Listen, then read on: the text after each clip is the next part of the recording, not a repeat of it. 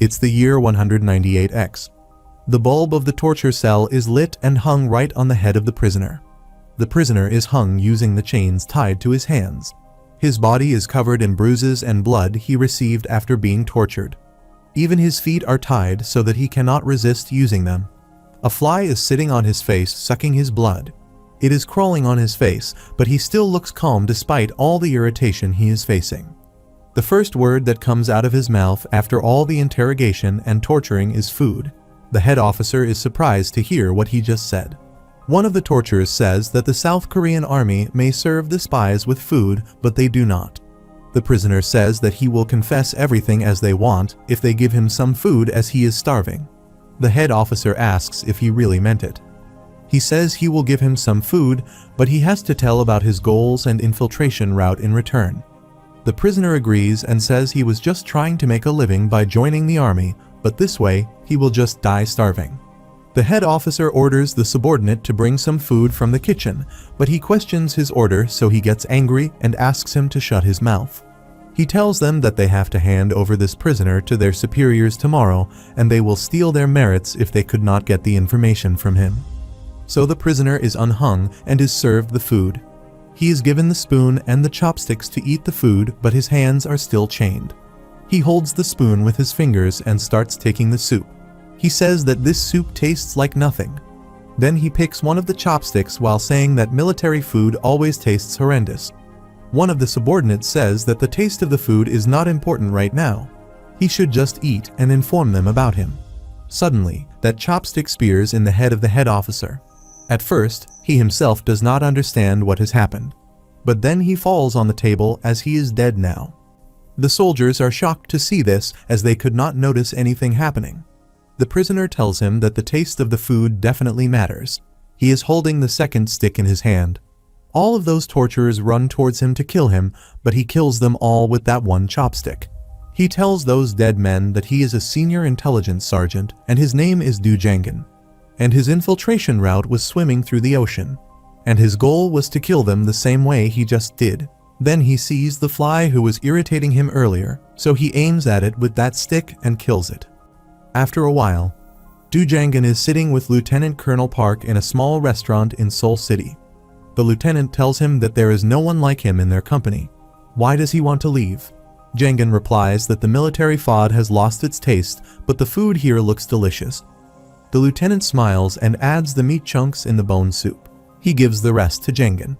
Jangan picks a chunk with the chopstick and says he does not eat like Park does. He takes some rice without scooping everything at once, then adds it to the soup. This way he can enjoy the food until the end without the leftover rice getting soggy. While he is eating, Park asks him if he is not going to stop because of that operation. Jangan asks what he is asking as he just came back after finishing this time's operation. Park says that Jangan knows exactly which operation he is talking about. Park says that at that time, the plan was to come back alive, and when he came back alone, he did not fail. Jangan says it is not about that operation. After a pause in conversation, he says thank you to Park for taking on him and helping him in making a living. Park says he did everything right, and he hopes that Jangan will be recognized for his abilities even after he leaves. 1 year after at a construction site. Two laborers are commenting on Jangan's work that he is very efficient at carrying heavy loads and digging. It is lunch break time. Jangan is going towards the bank. Here he looks at a girl on the counter who is busy dealing with an old woman. That girl looks towards him and he waves at her with a smiling face. It all began 1 year ago when he started working at a construction company. When he got his first wage, the owner advised him to save some money for the future, as it will help in doing what he really wants. But he did not know what he wanted to do in future at that time. Still, he went to the nearest bank during his lunch break and opened an account there. That day, he saw Sienna for the first time and fell in love with her at first sight. And after that, he started going there every single day during lunch break time just to see her. He found out that she belongs to a poor family and started working here right after graduating from high school. He also told her that he was a soldier. She asked him if he did not save any money during his military service. He tells her that he saved money then but gave it to the families of soldiers who died. Now he is working hard again to save more money. Today he is here again to deposit some money into his savings account. She asks him to deposit money once a month, otherwise it's a lot of work for him. He says he is fine this way as he can see her daily by coming here daily, and that's how he found a reason to live well. But still he cannot live well. He is listening to news on TV while lying on the sofa at his home. He thinks about his past that the moment he grew up. He took training for every popular skill and survived missions of high difficulty. Suddenly, someone knocks at his door. He asks who is there. The person asks if this is First Sergeant Du. He opens the door partially and asks who he is. The person introduces him as Joe Timoon and says they have worked together. Jangin is surprised to see Timoon well dressed and wearing a costly watch. He asks Timoon how he found him. Timoon replies that he searched for him everywhere and eventually found him. He tells Jangin that he has a job request for him. Jangin asks what kind of job it is. He replies that the kind he is best at. Jangin says he does not want to get his hands dirty for money. Timoon clarifies that he does not want him to kill anyone. He just wants him to teach someone a lesson. Jangin gets serious and asks him to be honest with him about what he exactly wants. Timoon says he is a successful entrepreneur in the public's eyes, but in reality, he is the boss of a gang, and the person he wants him to take care of is the boss of another gang. Jangin tells him that he did not leave his army job to do something like that. Timoon asks what he means by something like that. He further asks if he quit his job to live in a place like that while working a construction job. Jangin asks him to be careful about what he says. Timoon says if he agrees to do this job, he will pay him 50 million won, and with that money he can buy a good house or start a business to make his life better. Jangin thinks that he cannot save that much even in 10 years while working this construction job. Timoon gives him his card and says he can come visit him here if he changes his mind. Before leaving, he says that it is strange that someone like him tries to avoid the work he is best at. Jangin puts that visiting card on the side table. While lying on the floor, he thinks that he did not come here to live like that. But he can try to do what he had been doing just a bit longer, and he will find out if he really cannot live without doing that thing he is good at. While thinking about this, he falls asleep. The next day at the construction site, there are many racks of cement bags present there. When he reaches there, his boss asks him to carry all these bags up where they are needed. He asks where other workers are. The boss replies that he just called him for today as he saw him the other day carrying loads and he thinks he can do this work without any help. Jangin looks at his smiling face and thinks if this guy is for real. Siana and her colleague are standing outside the bank taking tea. She looks at the sky and says how he will get through today. Her colleague asks why she is saying that. Her face always lightens up when it is lunchtime. Siana asks what she is talking about. Her colleague replies that she is really nice to Jangin. It seems she is interested in him. Siana replies that he just comes to add money in his savings account during lunch break. If this were a store, he would be one of their regular customers, so she would have to treat him nicely. Her colleague says she is probably right as Jangin is not that good looking nor is he rich. This comment makes Siana uncomfortable. She smiles and says he might not be handsome, but he has a nice body though. Her colleague replies that it is because he works at a construction site and has to lift bricks and heavy loads all day. Siana says her father used to work at the construction site as well, but he never had a body like his. She leans on her and says she should get her nose out of her business and she'll stay out of hers. She warns her by saying that she knows about her affair with that manager who looks down at them. While sitting on her counter, she wonders why she got mad earlier when talking about Jangin. Suddenly, he enters the bank and waves at her. She says it is not the lunch break yet, so why is he here? He replies that he will be busy later, so he came a little early. She asks if he is here to put money in his account. He says he just came to see her as he is going somewhere. She tries to understand what he is talking about. He waves goodbye at her and says he will put a lot of money in his account once he comes back. Her cheeks become red by thinking that he just came to see her here. He takes a ticket to Decent and takes the bus to meet Timoon there. While sitting in the bus and looking at that visiting card, he thinks that things will probably get better if he does so.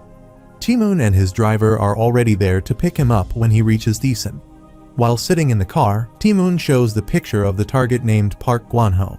He tells him that at present, they both are fighting for the rights to the tourist hotel's slot machines.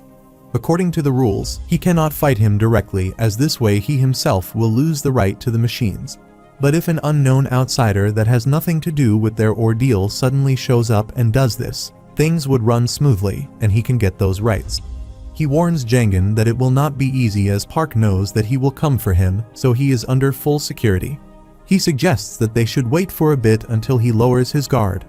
Jangan asks him what time it is. Ti-moon startles on this question of his.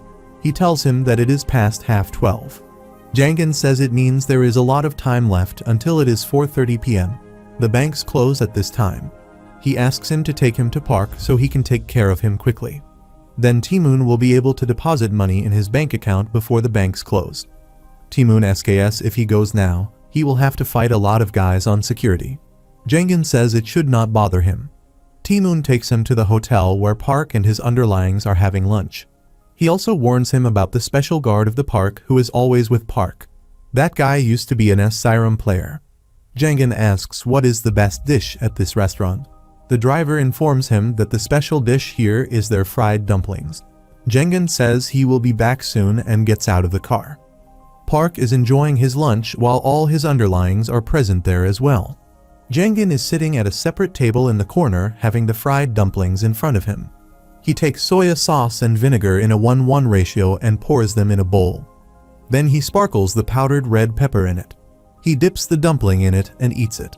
The taste of the food satisfies him. He finishes his meal, takes the drink and thanks God for this delicious meal. After that, he throws the glass towards Park and it smashes on the wall behind him. That fat guy asks what is wrong with him. Jangan says he is trying to pick a fight as the noises his boss made while chewing food were annoying. Park looks at him in a weird way and orders his boys to get him, and they all run towards him to attack him. After a while, everywhere on the floor are scattered food, broken furniture and beaten men. Only Jangan is standing keeping his hands inside the pockets. Park is leaning by the wall in the beaten state. He asks him who he is, as there is no way he did not know a man as powerful as him in this field. Jangan replies that he can remember him as an outsider with severe anger management issues. He smirks while his nose is bleeding and asks who sent him. He says he will pay him double the amount if he works with him. Jangan thinks if that guy has enough money to pay him 100 million won. Park gets that he is paid very handsomely. He says that it does not matter because... Jangan asks him because what? Why has he stopped speaking? Suddenly, he realizes that someone is behind him. It is that fat guy holding a stole in his hands and ready to attack him. Jangan defends himself by using his arms when that guy attacks. He feels immense pain, like something inside his body has broken. He is about to hit him again, but Jagnon kicks between his legs quickly. Tears ran down his face because of the pain. He falls on the ground and becomes unconscious. Jangan looks at Park and asks him if it is 4:30 p.m. He looks at his watch and says it is not even 2 p.m. yet. Jangan says it is good and walks away. Jangan and Ti-moon come out of the bank after depositing money in Jangan's account. Ti-moon says he did not think that they would have made it before the bank closing time. He asks what Jangan is going to do with this money. He replies that he is not sure, but he saw some apartments near the bus terminal this morning and he may buy one of them. Ti-moon says that the neighborhood is not very good. He should look for an apartment somewhere in the middle of Seoul. Jangan says he can try stocks as well as everyone is doing it nowadays. Ti-moon asks if he has a stock in his mind. He suggests that he can go for Han Electronics, as there is no chance for a company to go bankrupt who is responsible for supplying electricity to the whole country. Jangan says Sam Electronics seems fine to him, as the new chairman of that company is a smart guy. Suddenly, he feels pain like he just got an electric shock. He asks if they can go to the hospital as it hurts where he got a hit. Ti-moon says they can go to the hospital that he visits regularly. Jangan asks what he means by regularly. He replies that there is an old doctor who does not seem surprised when he shows up there after getting stabbed or hurt. His both arms got plastered, and he wonders what has happened to him. The doctor tells him that his arms are fractured. The cracks will take a month to heal. Jangan shockingly asks if he really has to stay like this for a month. The doctor warns him not to use his arms at all, as it will just delay the healing process. Jangan does not like the state he has stuck in. Ti-moon mocks him and says someone is going to have a bit of a difficult time from now. They both go to a bar and drink. Jangin feels great, but then he asks if he is allowed to drink in this state. Timoon asks if he really does not remember how he taught them to drink to heal the wounds. Jangin laughs and says it's been a while since he heard that line. They both keep drinking and remembering their old days in the army when they worked together. Timoon says he always knew that Jangin was strong, but he didn't know he would beat so many people in such a short amount of time.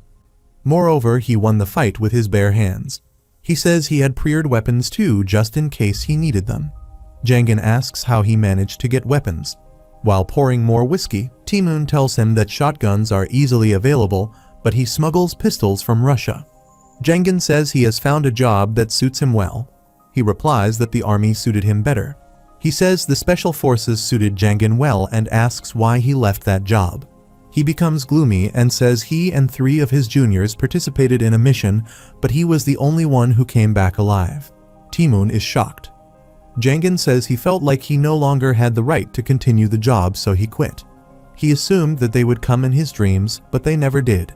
Maybe they hate him very much. Timoon asks him to have another drink. They both look at all those empty bottles and realize they have drunk a lot. Jangin stands up and says he is leaving. Timoon asks him how he would go home now. Jangin says he will take the bus as he just wants to sleep in his own bed. Timoon says he can book him a room in a hotel and he can go tomorrow. But Jangin leaves anyways. While walking on the pavement, he feels like he has eaten too much, so he sits on the bench. But as he had drunk too much, he fell asleep there on the bench. A van of a homeless guidance center passes by him and stops, seeing him lying on the bench. Some workers come out and see this drunken man with both arms crippled lying there. They decide to bring him in and give him some guidance, so they take him with them to the Decent Welfare Society. Jangin is seeing a dream.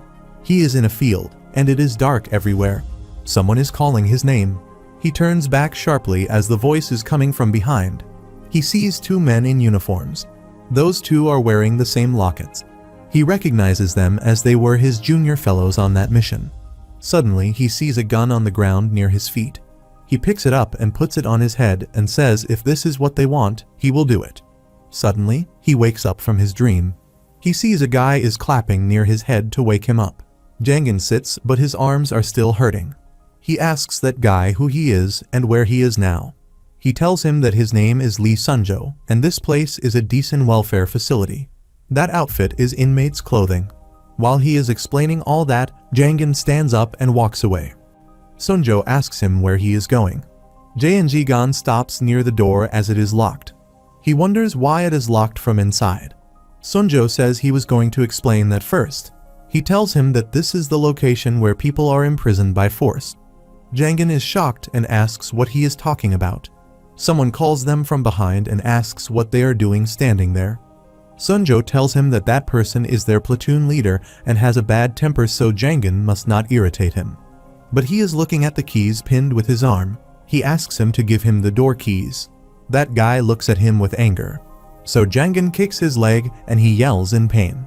He wants to punch in his face, but then remembers what the doctor told him about not using his arms, so he stops.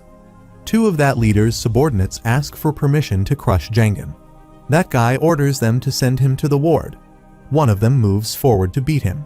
Jangin thinks that he can beat them even with his injured arms, but if Sunju is right and they are imprisoned there forcibly, it would be difficult to escape with injured arms.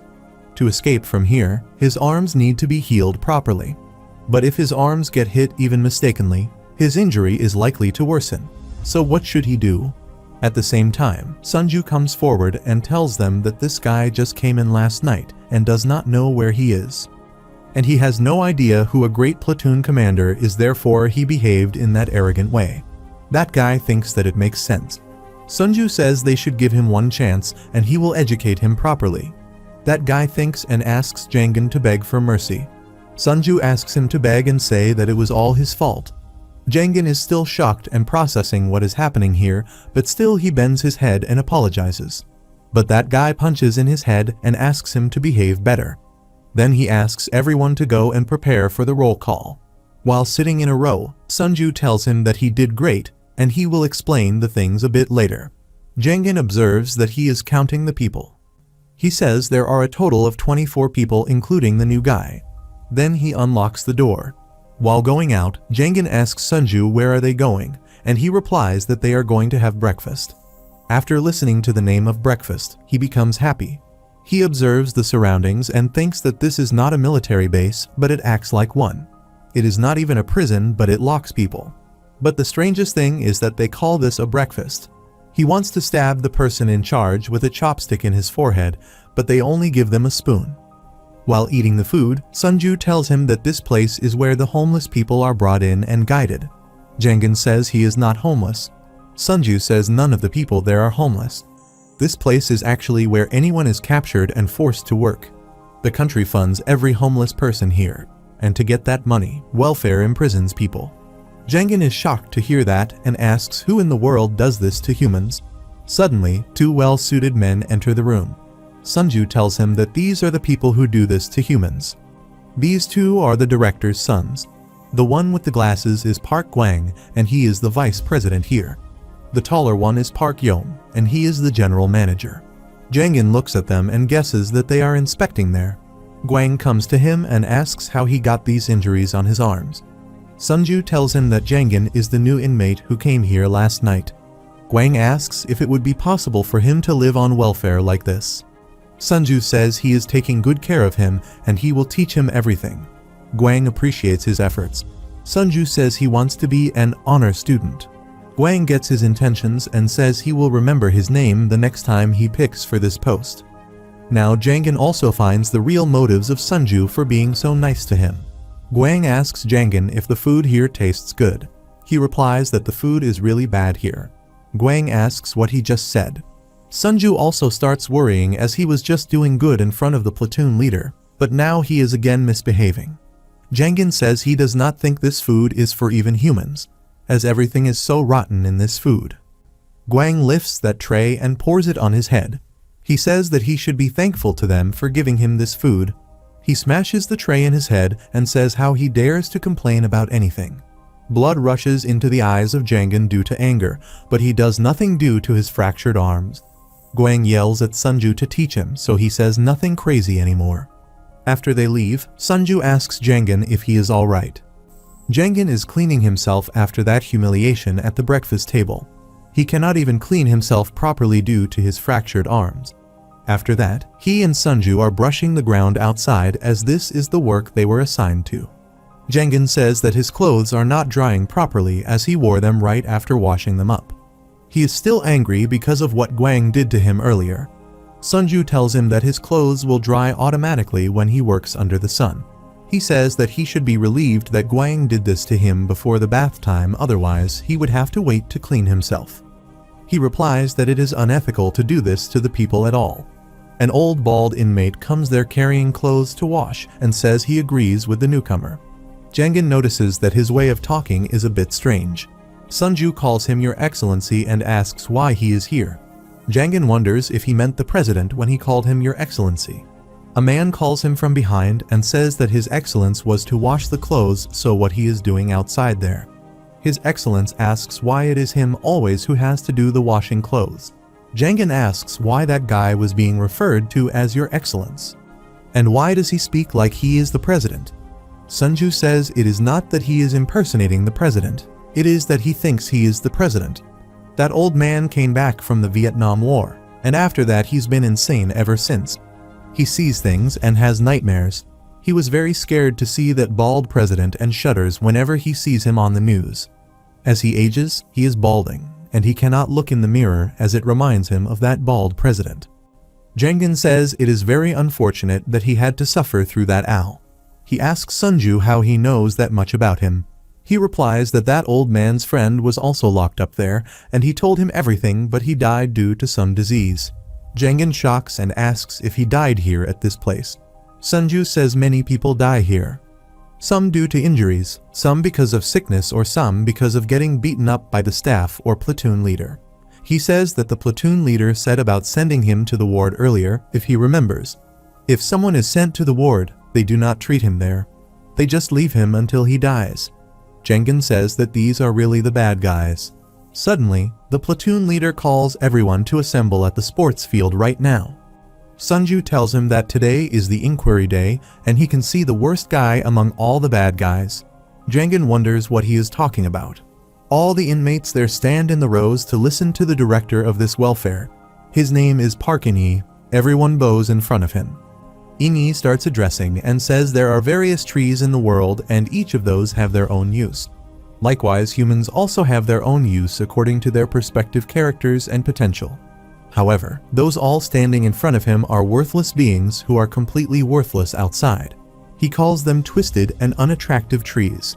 Then he says that just like Jesus, he became a carpenter, pruning and trimming useless trees like them so they can find their worth. Everyone starts clapping unwantedly. Jangin does not like all the nonsense he is saying shamelessly. While pretending to listen to him, he discovers the structure of the welfare facility. This place is made by cutting off the middle of the mountain. Most of the place is surrounded by a high wall. The only place without the wall is the cliff where the mountain was cut. There is only one main gate. If he tries to escape through the gate, those guards will attack him at the same time. So it is difficult to escape with these arms. In-yi walks down the stage. He hugs his sons and says thank you for taking care of this place. Guang goes on the stage and announces the name of the inmate selected as the honor student. Sunju is excited and hopeful that he might be selected as the honor student. Jangin asks him what an honor student is. He replies that it is the person who is selected to send home from the welfare. Guang says that the person selected this time is Quack Daiyong. Guang calls him on the stage to say something. Daiyong says thanks to him and says he is happy as he is finally going home. He is taken to the staff office where he asks when he will be sent home. Guang tells him that the doctor will come and check his health last time before he is sent home. After a while, the doctor comes there and does a general checkup of his and declares him healthy.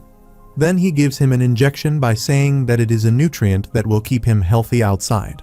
Soon, Daiyong falls unconscious. Two people carry him outside when Guang asks them to take off his outfit as it can be used for a newcomer to save the money. Doctor calls Guang amazing and asks how he can think about saving money in this situation. He replies that he is not a nonsense like him who gambled away all his money and now working under him. He warns him to stay in his limits if he wants to save himself. Daiyong is lying unconscious in the operation theater room. The doctor asks the helper about today's order. He says it is liver and kidney. The helper asks if they should not put this guy on anesthetic gas as he may wake up anytime. The doctor thinks it is an insult and asks that helper to do just what he asks him to. Meanwhile, Daiyong wakes up and sits wondering where he is. The doctor tells him that they are just examining him so he does not be scared. He punches the doctor in his face and runs away from there. While listening to the noise, the general manager comes there and punches Daiyong in his face. He drags him to the operation theater and shuts the door. Timun and his informant are sitting in the same restaurant. That guy informs Timun that Guanho and all of his men are hospitalized, so their organization is paralyzed for now. As a result, Congressman Choi's office decided to grant them the right to operate a slot machine business right away. Timun puts his bowl down and laughs loudly by saying he is going to have a hangover. The informant tells him that Choi's office somehow already knows everything. It all happened in one day, and he said he would give them the business immediately. Timun says Choi is an old clever man and his cleverness and quick decision-making made him a member of the parliament. The informant says that he would like to cut the ribbon to celebrate the opening of the slot machine if Timun has no problem with this. While eating the fried dumplings, Timun remembers the moment when Jangin asked about the special food of this restaurant. He smiles and says that these fried dumplings are really good. Then he thinks if Jangin reached home safely as his arms were injured. Meanwhile, Jangin is capping the shower bottles at the welfare. Sunju says he has not told him about his name yet, so he replies that his name is Jangin. Then Sunju asks him about the work he used to do outside. He thinks and answers him that he used to do any work that used physical strength. Sunju asks if he injured his arms at his job place. He thinks about the moment when that fat guy hit him with the chair and says yes. The platoon commander comes there and asks them if it is necessary to talk during work. Sunju gets terrified and apologizes to him. The platoon commander asks Jangin what he did in front of the vice president that made him so angry. Before he answers, the platoon commander asks him to forget about the question and be careful next time. He does not answer him. so that guy hits him in his head and asks him to answer. Jangin grins and says yes. He looks at the keys hanging with his arms and asks Sunju why the barracks door is locked from inside. If they want to lock them up, they should lock them in from outside. Sunju replies that a long time ago, someone came for inspection and said it is a problem to lock from outside, as then it looks like a prison. Since that day, they lock the doors from inside. He further adds that they choose those to be the commander who had no authority outside, so they are obsessed with their new authority and do not consider them a prisoner. Jangin understands the whole situation now. Sunju says that he is feeling jealous as that guy would reach home by now, yet he is stuck here. The doctor hands over the organ box to the general manager. The doctor asks him not to mention the incident that happened earlier to the vice president. That guy looks at him and then kicks him in his gut. He asks him to call the vice president as sir. He tells him that he should accept the mistakes he makes and reflect on them. He throws an envelope of money in front of him and leaves. The doctor forgets about all the pain and guilt when he sees the money and starts thinking about the win in gambling today. The general manager goes to the smugglers and gives them the box. They pay him a handsome amount. He returns to his father's and gives him all the money. Yi praises him and asks him to rest as it must have been difficult to deliver that box.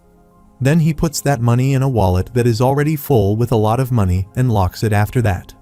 Everyone is sleeping there when they are made to get up early in the morning. While making his bed, Jangin thinks that he has been there for 4 days and has gotten used to this life. His experience of intensive training during his active career helped him adapt to this environment. But one thing that is still ridiculous to him is the food, but he has no other choice until his arms heal.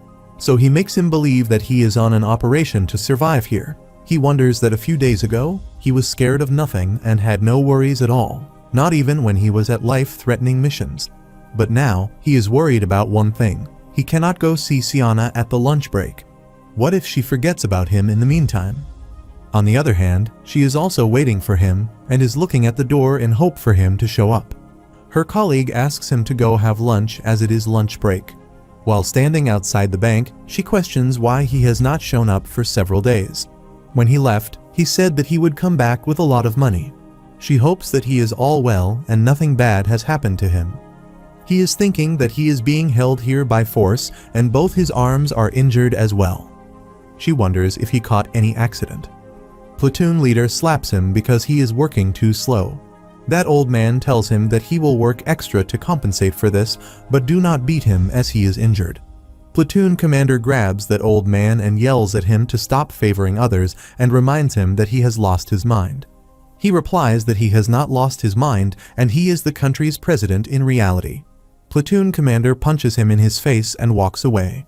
Jangin sees that old man crying with pain and gets furious. He stands up and calls names in anger. Platoon leader stops walking after listening to him calling names. Everyone in the room gets terrified. Platoon leader turns his face in anger and asks him if he has gone insane. Jangin stays calm and doesn't answer him. The two underlings of the platoon leader look at him with anger. Jangin looks at them and thinks if they interrupted, he would kill them as well. That guy runs towards him to attack him, but Jangin jumps in the air and kicks him in his face. The kick was so hard that the platoon leader fell on the ground and became unconscious. Those two run towards him to beat him. Jangin thinks that it is difficult to deal with 3 people at the same time when his both arms are injured, but these two are different and he can beat them easily. He looks at one of them and smirks to make him lose his cool and it works. That guy attacks him again and again, but he dodges it every time. Then he finds the suitable moment and kicks his back knee. That guy grins with pain. Then Jangin throws an upper kick at his chin and knocks him down. He throws a single kick to the last guy and he falls down as well. All the inmates present there are surprised to see one man beating 3 people. After doing that all, Jangin realizes that he lost his temper. He may get in trouble if an employee comes there and sees all this mess. Suddenly, Sunju starts cheering his name and all of the other inmates follow him in it. He tries to shut them down, but they don't. He is worried that if any welfare worker comes now, things will become more complicated for him. And what was feared happens. A worker comes inside and asks what is all this noise about. All of a sudden, every inmate shuts his mouth. When that guy looks at the platoon leader fallen on the ground, he brings out his stick. He points it to him and asks if he is the one who did this. Jangin says nothing and thinks if he kicks him and throws his stick away, and hits in his face with head, and then kicks him in his abdomen, he can get rid of him. He questions himself if he should do this, because if he does, he will subdue this guy and get out of here. But in the end, he will be blocked by high walls and a steel gate. ND staff will approach him too and would try to stop him with full force. Besides, if they find out that he kicked a fellow of theirs, they will be more angry. And in that situation, it would be difficult for him to protect his arms. He definitely can knock down a few of them without using his arms, but if he gets a more severe arm injury, HW won't be able to escape at all. So the best action to take right now is to apologize. So he bends down in front of him and says he did all that by mistake. At the same time, those two brothers come there. Guang asks if he is the one who caused this mess. Jangin realizes that things cannot be more complicated than now. Guang says it is amazing that a single man with injured arms took 3 guys all alone. He says he thought him a fool who could not stand up for himself and just complained about the food, but he is certainly much more than that. He asks him what he was thinking while doing this. Then he says how dare he think in the first place. He tells him the rule that platoon members always listen to their leader. He has made that rule and others have to follow it no matter what. Jangin thinks if this guy is for real who wants to control others' thinking. Guang glares at his face and says he still can see his mind behind his eyes, thinking about something. He tells him that he will be in the punishment room for 3 days. Even Sunju is shocked to hear this punishment. Jangin thinks it sounds like a prison cell and 3 days in a cell is not a big deal. Guang laughs hysterically and says when he would return from that room, he would not have any thoughts behind his eyes. Guang asks him to reflect on himself in these 3 days of punishment. He waits for an answer from him, but Hengin does not speak any word and keeps looking in his eyes. Guang turns and looks at his brother as giving him a sign. Yom walks towards him and calls his name, but Jangin still does not reply. So he punches in his face, breaks his nose, and it starts bleeding. Then he tells him to answer Guang. Jangin says yes twice. Then that guy kicks in his stomach and asks him to reply once. That guy is pushing Jangin's limits, but he has to stay calm. So he answers again and says yes. That guy again hits him in the back and asks him to answer loud and clear. Before sending him to the punishment room, Guang wants him to make an example for others so they don't revolt against him. That employee takes him outside to lock him up in the punishment room. Sunju is worried about what would happen to him at the punishment room. Hengin looks back at him and smiles. By seeing him smiling, Sunju thinks that he must have gotten hits on his head multiple times. While walking towards the punishment room, he thinks about those hits he got and says that the general manager's fists are strong. He smiles by thinking that his fists are even better and he would like to have a fight with him once his arms completely heal. That welfare employee hits him in the head and asks him to hurry up. He replies that he is coming and thinks he will beat this guy as well. Yom slaps at the face of the platoon leader who was lying there unconscious. After getting that hit, he opens his eyes and sits while screaming, but seeing Yom in front of him shuts his mouth automatically. Yom asks him to come with him and tells other workers to go back to work as their break time is over. They take him outside. Guang tells him that in his opinion he is not fit to be a platoon leader anymore. He replies that it is not true and he is definitely capable of being a leader. Guang asks him how he can say that after getting beaten and knocked out by a man who cannot even use his arms. He grabs his badge and says how he can lead if he is so weak. He thinks that he is not weak, but that guy is stronger and has fast legs. But he cannot tell this to Guang as he will be removed as platoon leader after that. So he lies and says that he was attacked from behind, therefore he could not protect himself. Guang asks if he wants to say that he can beat him in the real fight. He orders him to go ahead and beat him right now. The platoon leader terrifies and asks if he really has to fight him. Guang asks him how he can lead a platoon after being knocked out in front of his people. He tells him that he has sent Jangin to the punishment cell for 3 days. Even he gets shocked to hear about the 3 days punishment there. Guang says that the fight between them will take place after he comes out of the punishment room after losing his mind. Now the platoon leader understands that Jangin is purposefully sent there as he would be mentally and physically weak after coming out, and he can defeat him easily. Guang pats at his shoulder and asks if he can do this now. The commander says yes. Jengen is taken down to a basement. There is a huge cell made there, and they enter it. He sees some small rooms there and thinks that he expected the punishment room to be a solitary confinement unit. But he wonders why they did make solitary rooms in the basement. He gets the real shock when that man opens a room and asks him to get in. The reason is that this is not a room. It is a locker where a person can barely fit. He wonders if they really punish those innocent people by locking them up here. That employee yells at him to move fast. He points the stick on his arm and asks him to get in before he breaks his arm. He goes inside and barely fits in there. He cannot even stand straight. The door is closed. The whole cell is dark and empty. Jengen thinks that when he was in military training, he was trained in all forms of torture that one could be put through when caught by the enemy. Chamber torture was one of them, where the person cannot sit or lie down, so he cannot sleep properly in this uncomfortable position. The person cannot even eat, drink, or even pee. The person is forced to stay in this position. He thinks that this kind of torture is used to break an enemy bot physically and mentally, but how can they use this kind of torture against the normal people? But the more worrying thing right now is that he has to spend 3 days here. It is his first night in torture chamber and 5th night in this welfare center overall. The 6th day starts when the sun starts lightening the sky and spreading beauty outside. A whole day has passed since Jengen was locked up in that punishment cell. But he is unaware of the time and all the other happenings outside. He wonders if it has been a day already.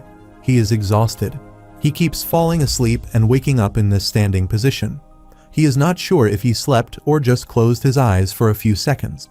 But above all these things, he is hungry. He wants something to eat and his tongue keeps saying one word: food. On the other side, in the 3rd platoon hall, Sunju is getting beaten by the platoon leader. Everyone else present there is terrified to see him like this. He is crying with pain as he is not used to it. The platoon leader yells at him and says he knows Sunju sided with Jengen while he was unconscious. He asks how he likes it now to get beaten for sided with him. Sunju tries to say something, but the platoon leader kicks him in the leg and shuts him up. Your Excellency tries to make others feel shame as they all were involved in the rebellious scheme, but now everyone is hiding their face like they know nothing about it. The platoon leader grabs Sunju from his hair and says he will show him what happens to the guys who go against their leader. Then he hits his face with his knee and throws him on the floor. He keeps beating him with his foot. Your Excellency comes to him and asks him to stop this brutality and says why he is picking on him. The platoon leader looks at him first, then kicks him also so that he falls on Sunju. He asks how he thinks he is questioning. The platoon leader and his 2 underlings keep throwing kicks on both of them and keep calling them Fraxia. In the director's office, Inyi is packing money in the shoe boxes. He puts that money in the bags and says this is the bribe for the government workers. He prepares 3 bags and says the money in all of them is the same, so they just hand them out in order. Guang asks Yom to come with him this time and he agrees. Guang looks at a big box full of money that is kept separated on the floor and asks what about this one? His father tells him to leave this one here as it is for someone else. Yom asks why there is so much money in this box. Inyi tells him that the person who will receive this box is not simply a government employee. He is a very important key to this country's management. Guang and Yom leave for those government employees to hand them with that money of bribe. Yom asks Guang how these people are helping them in their business and getting this reward in return. Guang replies that they help them in various ways. He gives the example of Decent City Hall's welfare department worker. He helps them get government funds. Guang gives him that gift bag, and he replies he feels obligated to do more for themselves. Guang tells him that he does not need to do anything else. He should just keep working hard as usual. Then he goes to the seaside of the city and meets the Decent police station's chief there. After seeing the shoebox, that guy says these shoes seem nice and heavy. Guang bends his head in respect and says that the chief has to run around the country for the citizens. He should keep doing what he does and run around in these shoes. He meets the last person on an empty road and gives him his present. This person is Decent District's prosecutor. He holds the bag in a way like guessing the amount by weight. He replies to him in a coded way and says that he likes apples though, but pears can do this time. Guang assures him that he will bring apples once they are in season. As that prosecutor leaves, Guang murmurs that he does not need to be picky about it and take what they are giving him. He tells Yom that these people suppress any attempt by a whistleblower to expose the truth about their welfare center to the public. Then he gives him some money. Yom is surprised and asks if he took some of the bribe money. Gwang replies that how they can bribe someone if they do not get anything in return for the trouble they face. He tells him that he also took some of the bribe last time and nobody noticed. That's why he brought him here with him, as brothers should share the good things. Yom thanks him for looking after him.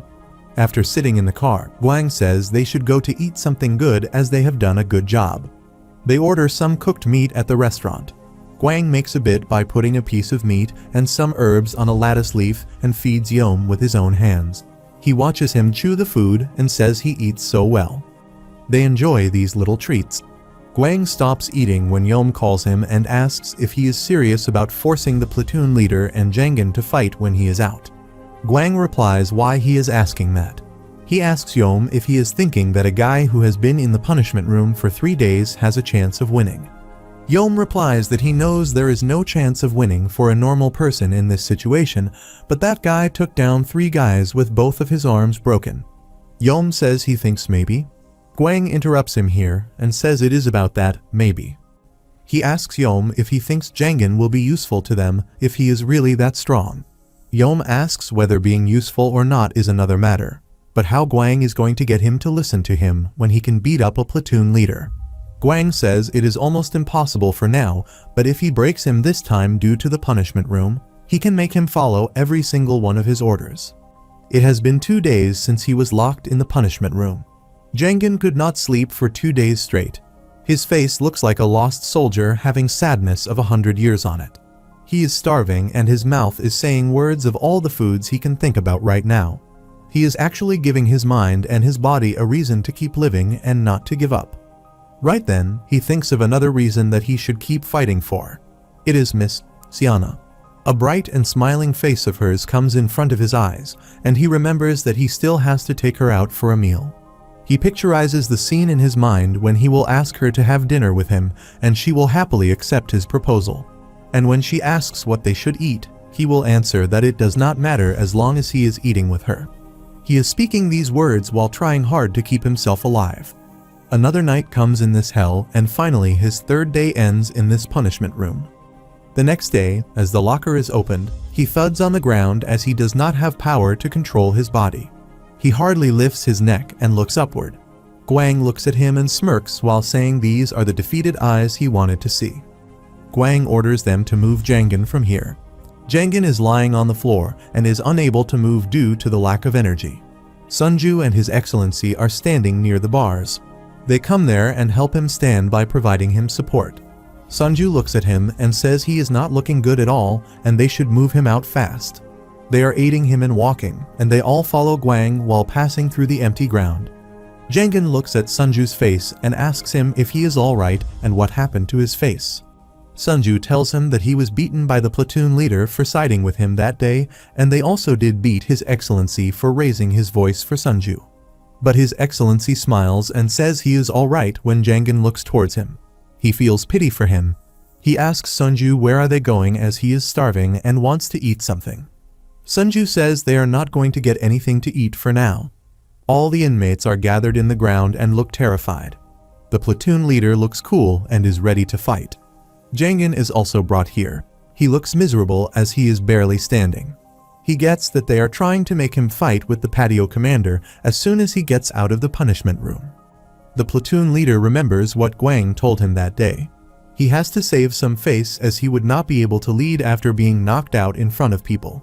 He thinks that this fight is already won by him. All he has to do is beat Jangan while acting as if nothing is wrong. Gwang laughs and says this is just like watching a gladiator duel. But Yom does not laugh at his joke. He looks at Jangan and says the state he is in makes this more of an execution than a duel, but still it will be fun to watch. Gwang orders to commence the fight. Both of them are brought in front of each other. The referee tells them to begin when he gives them a signal. Jangan thinks that he wanted to have some rest for a while. The platoon leader looks at his friends as they are trying to tell him something. The referee gives the green signal to start the fight. The platoon leader screams the way like trying to intimidate Jangan. He recalls yesterday's meeting with his friends. He told them that he was really going to fight Jangan as soon as he came out. He was still worried as they all knew how powerful Jangan was and how he did beat them all just with his legs. He said that Jangan definitely would be in the best state after coming out, but he still wanted to ensure his victory in the fight. His friend told him that there was a way. He said that Jangan's arms were injured, so he should kick his arms as the fight started. It would hurt him like hell and he would not be able to fight back. The platoon leader said that it's a cheap trick, but that it could undoubtedly bring him victory. As the fight starts, the platoon leader runs towards him screaming with full power, while Jangan does not move from his place, thinking it will only end if gets beaten. He just wants him to hit him and get it over with, as he has no will left to fight. But suddenly, he remembers about his injured arms and that he cannot let him hit them. So when the platoon leader throws a kick targeting his arms, he bends backward to dodge it. The platoon leader did not expect that and was shocked. Jangan turns back to attack and throws a back kick in his stomach. The platoon leader screams with pain and his face becomes red. Yom is surprised to see that move of his and wonders if he trained in martial arts. Guang forgets to close his mouth and the laugh that was there a while ago dies. Water is streaming down from the platoon leader's eyes and mouth. He is thinking if Jangan really just came out of the punishment room. If yes, how he could be so strong. Jangan looks at the injured faces of Sunju and His Excellency who were beaten for cheering for him that day.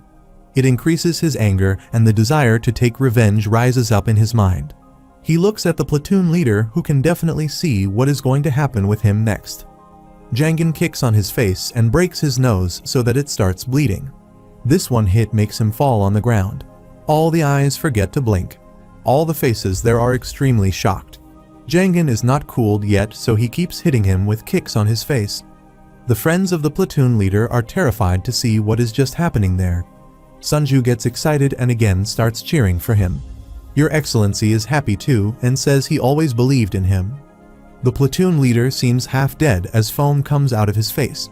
Jangan goes near Guang and asks him if he is satisfied now. Guang replies that he is a funny guy and yes, he is completely satisfied. So he says he is going to, but before he completes his sentence, his eyes shut automatically and he falls on the ground. The referee runs towards him to check if he is alright. Guang inquires what happened to him. The referee looks at his face and says he is sleeping. Guang smirks and says this guy is extremely amusing, and he has thought of a good and fun idea for him.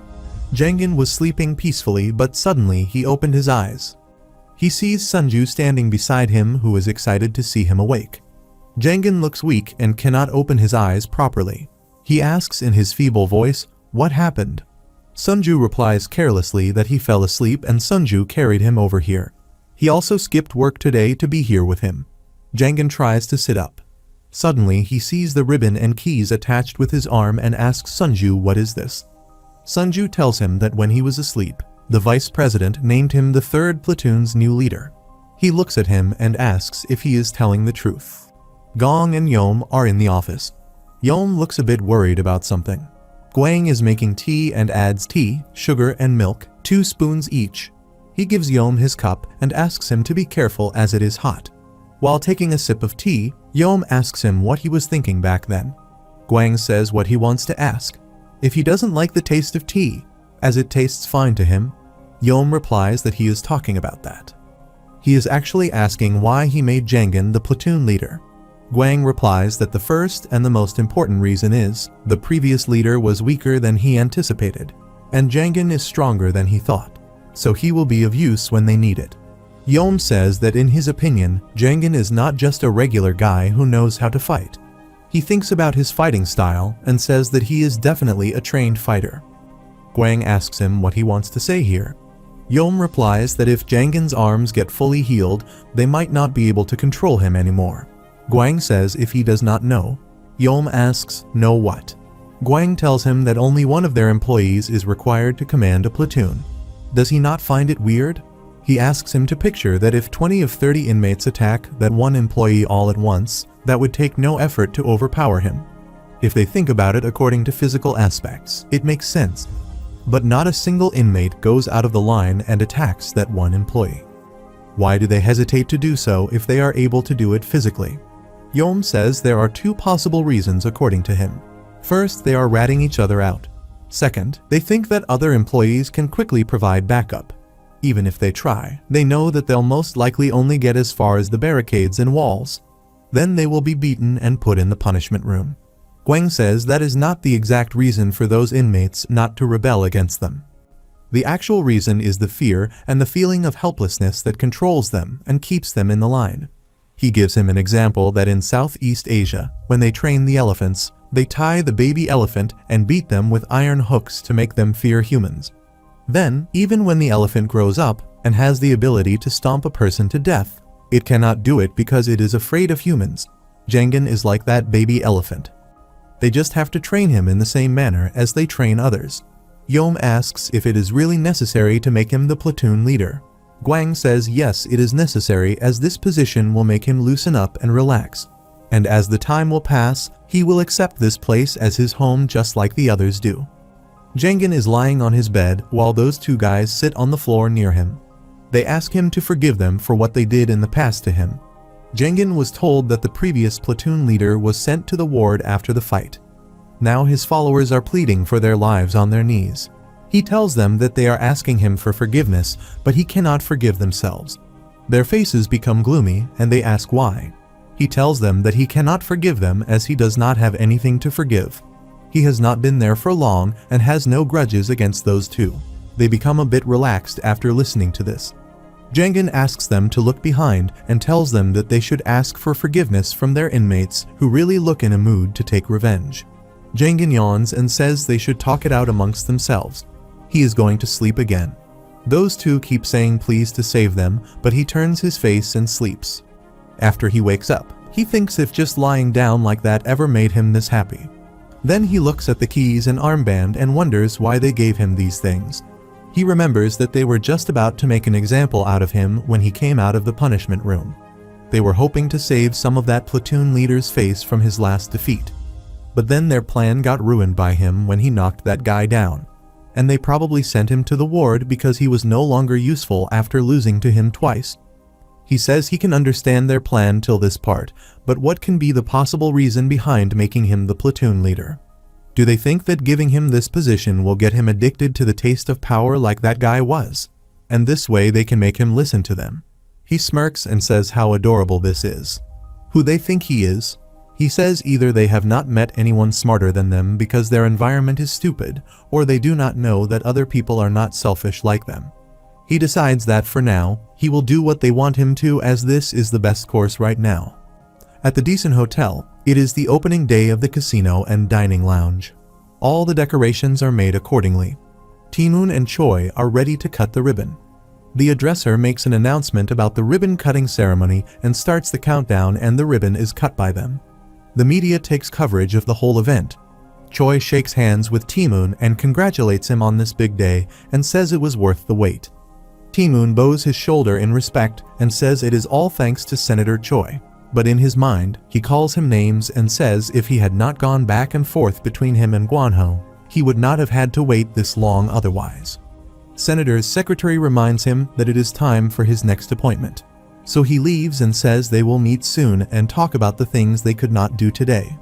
Timun is still bowing and says best wishes to him for his trip.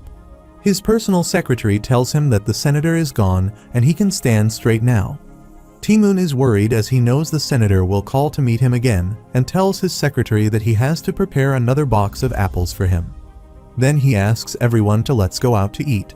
One of them asks where they should go to eat. He says they will go to that same place with tasty dumplings, but they can order everything they want as the treat is on him. His underlings use this opportunity fully and order all the food. But Timun is happy today, so he is also enjoying it with them. His secretary pours him a drink. He praises him that he has done a good job. Suddenly, he becomes gloomy while drinking. So his secretary asks him the reason for this sudden sadness. He says if this is because of money to give the senator, he should not worry as he will be able to make tons of money with this new business. Timun takes another sip and says money is great, but everything is boring these days. He says that when he started at first, he liked it because everything has a set of rules. The strongest ones climb to the top. And just like that, he got rid of the weak ones and made it all the way here. But still he needs to get down on his knees for those who are superior to him. Business rules are dirty. After dinner, he says goodbye to his men who are bowing down in front of him. On his way back home, he asks the driver to drop him here. His secretary says that they are still a bit far from home, and he is drunk as well. He makes the car stop as he just wants to take a walk, as he will get sober after a walk. Suddenly, he sees Guanho and his men in front of him. Ti-moon smiles and asks where the others are, if they are still in the hospital. Guanho looks at him with anger and says he came here because he has to ask him some questions. Ti-moon says that he knows the rule. If they win against him, he will answer his question. Guanho grins and orders his men to attack him. Ti-moon also gets ready and says he is completely sober now. Park Guanho instructed his man to capture Ti-moon at all costs while he was rushing at all of them. Guanho and his man were fully prepared, holding their weapons to kill him, so they struck immediately, but Ti-moon easily evaded the attack by bending down. Ti-moon was glad he reacted on time and escaped the attack, but he didn't realize another was attacking and cursing him.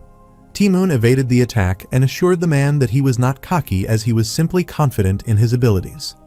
He punched the man straight in the face, making his nose bleed. He was still not in his senses but was attacked by Ti-moon again. With this, 2 of Guanho's men were defeated, and he cursed his fortune.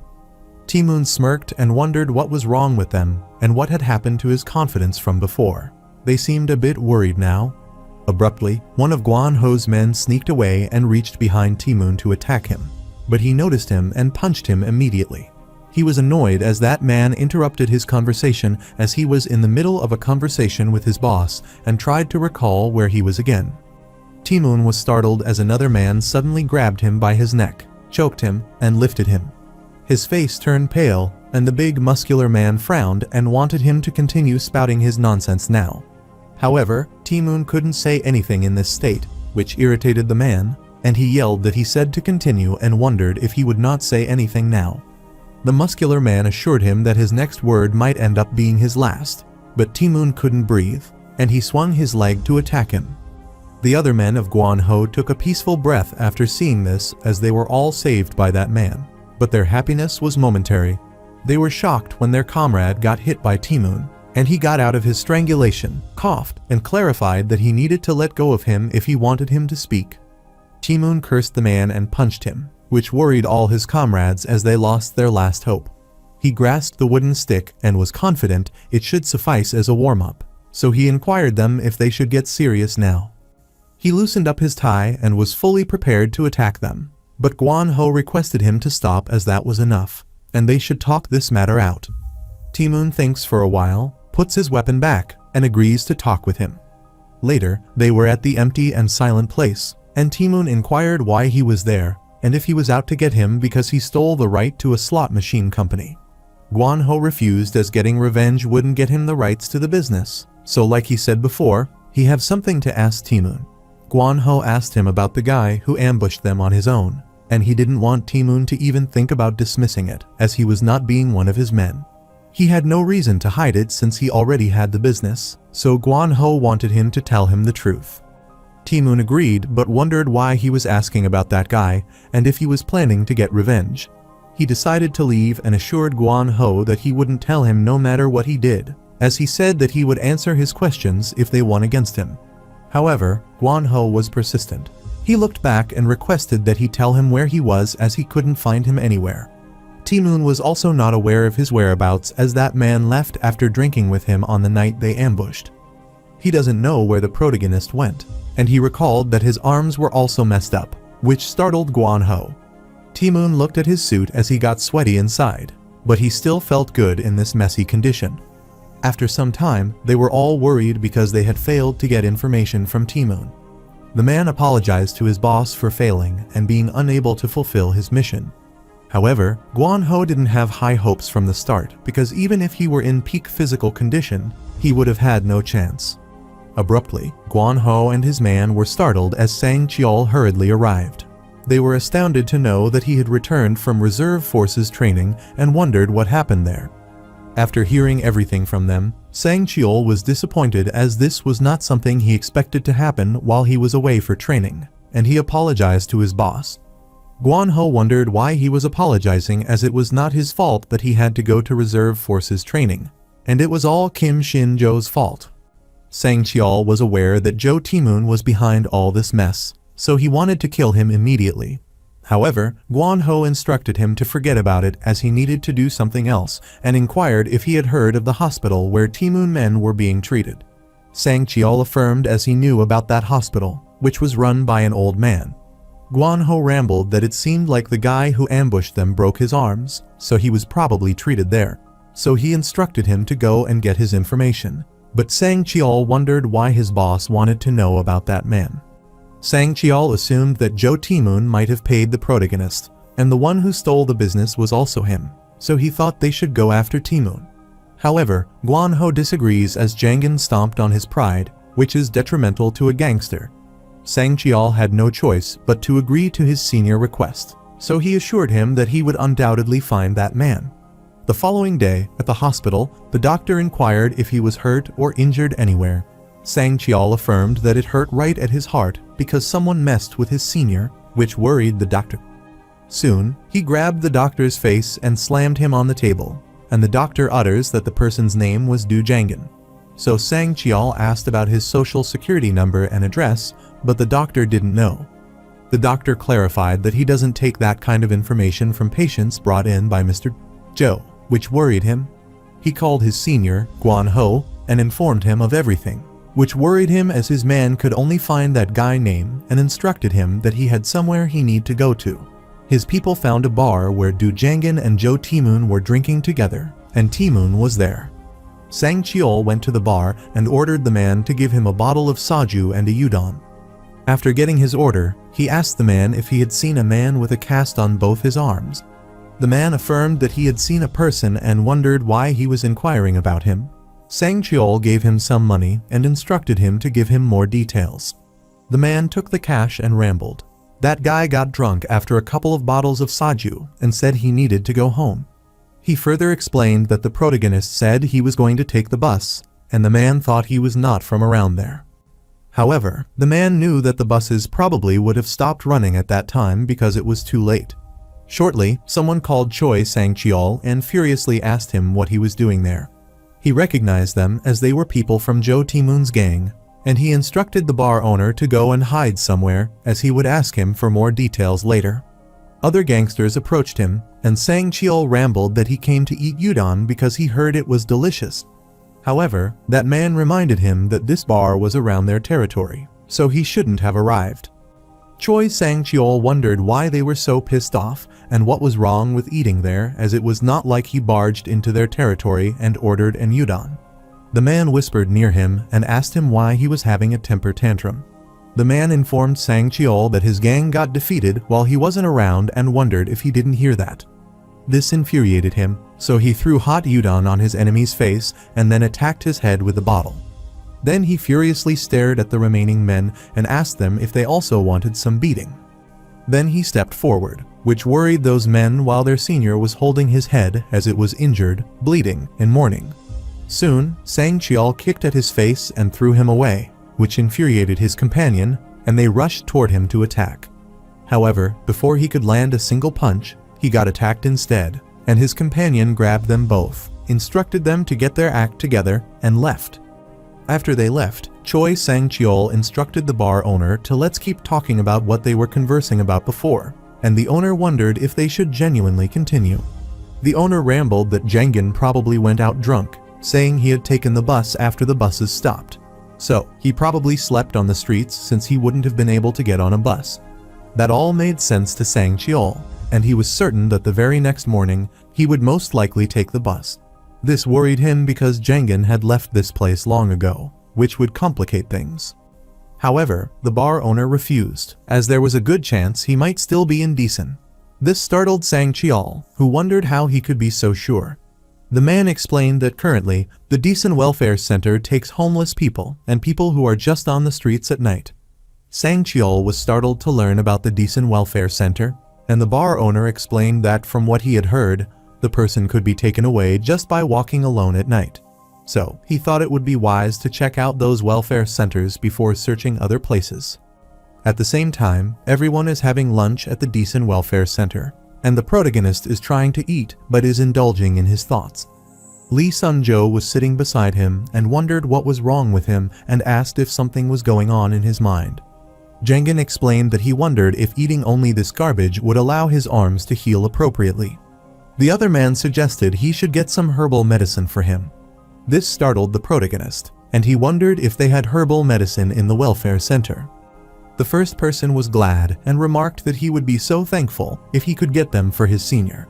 He whispered in Jang-in's ear that he should go along with it as he knew how that old man was, and the protagonist affirmed. Abruptly, the protagonist was startled when he heard a man greeting Park Yeom and Park Gwang. While passing by, Gwang stared at the protagonist and was astounded to see the third platoon leader. The protagonist greets the vice president. Gwang knows that Jang-in has been there for quite some time now, so they ask him how the food is there. The protagonist was thinking about how to rate the food and answer, but Lee Sun-jo, behind the vice president, was worried. In his thoughts, Lee Sun-jo requested Jang-in not to say something out of line, just like the last time. The protagonist uttered that it was delicious, which delighted the vice president, who was confident that it might be delicious, and they left. Soon, his comrade appreciated his senior as he did well and gave the appropriate answer to the vice president. On their way, Gwang was delighted and asked Yeom if he saw humans adapt as their environments changed. Gwang looked back toward the protagonist, whose companion assured Jang-in that he could get him herbal medicine. Lee Sun-jo affirmed and agreed with his comrade and requested Jang-in finish eating first because food is the best medicine of them all. Yeom then stared at Gwang, who was delighted to have that fool do Jang-in in the palm of his hand in no time. Later, they were outside, and Jong Do-won was stuck to the wall doing something, which annoyed Sun-jo. Lee Sun-jo sighed and reminded him that he said he would get them the herbal medicine. But why was he digging holes in the wall? Jong Do-won instructed Sun-jo to be patient as he remembered what he had promised them. Sun-jo looked at the protagonist and inquired why he came with them instead of resting. The protagonist reminded Sun-jo that he had said to go along with it and that there was nothing to do for the remainder of lunchtime, so he thought he should tag along. When the protagonist is in the military, his friends, and he also wastes time on pointless activities. He believed that the time they wasted doing useless stuff was moments when they could feel like average human beings. However, such moments are especially necessary for places like this, such as the Decent Welfare Center. Brusquely, they were startled as Jong Do-won gladly told them he had found it, which also pleased Lee Sun-jo. He took something from the wall, opened his hand toward the protagonist, and told him it was herbal medicine. Seeing the herbal medicine that Jong Do-won mentioned shocked the protagonist and Sun-jo, as these were baby mice. The protagonist asks the man if these are the herbal medicines he is talking about. The man explained that these mice were born to a diseased mother, but eating them was not a concern since they were still young. The meat and bones of these mice are soft, so Jang-in could eat them whole, which startled him. The man knew the protagonist needed calcium and protein to heal his arms and asked if he was right. Lee Sun-jo sighed and informed his senior that he was overdoing it this time.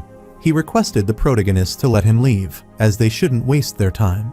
However, the protagonist indulged in his thoughts, wondering if this man learned this in Vietnam or perhaps in the Samcheong Re-Education Center. He assumed that he might have picked it up on the streets while not in the right frame of mind. Lee Sun-jo is called the protagonist. He thinks he is right, which delights him, as Jang-in also thinks their comrade is overdoing it. However, he is shocked to hear the protagonist agree with Jong Do-won that he needs nutrients for his arms to heal. The protagonist took those mice and engulfed them alive, shocking Sun-jo, who felt he would vomit. The protagonist knows that to survive in this place, he must always remember that he is just an ordinary person. However, to survive this brutal place, he needs to become even more merciless, and he wipes the blood from his mouth. On the contrary, a man wore his dress to leave, and his fellows were jealous of him as he clocked out early. But his fellow was on watch duty that day, which annoyed him as he wanted to go home. Another man asked him what he was rushing for as he wasn't married yet and had no wife waiting for him at home. The first man remarked that it was because he didn't have a wife waiting at home that he was excited to go home and asked him if he was right. The man rushed to the door, looked at his fellows, and told them that he was leaving now and left.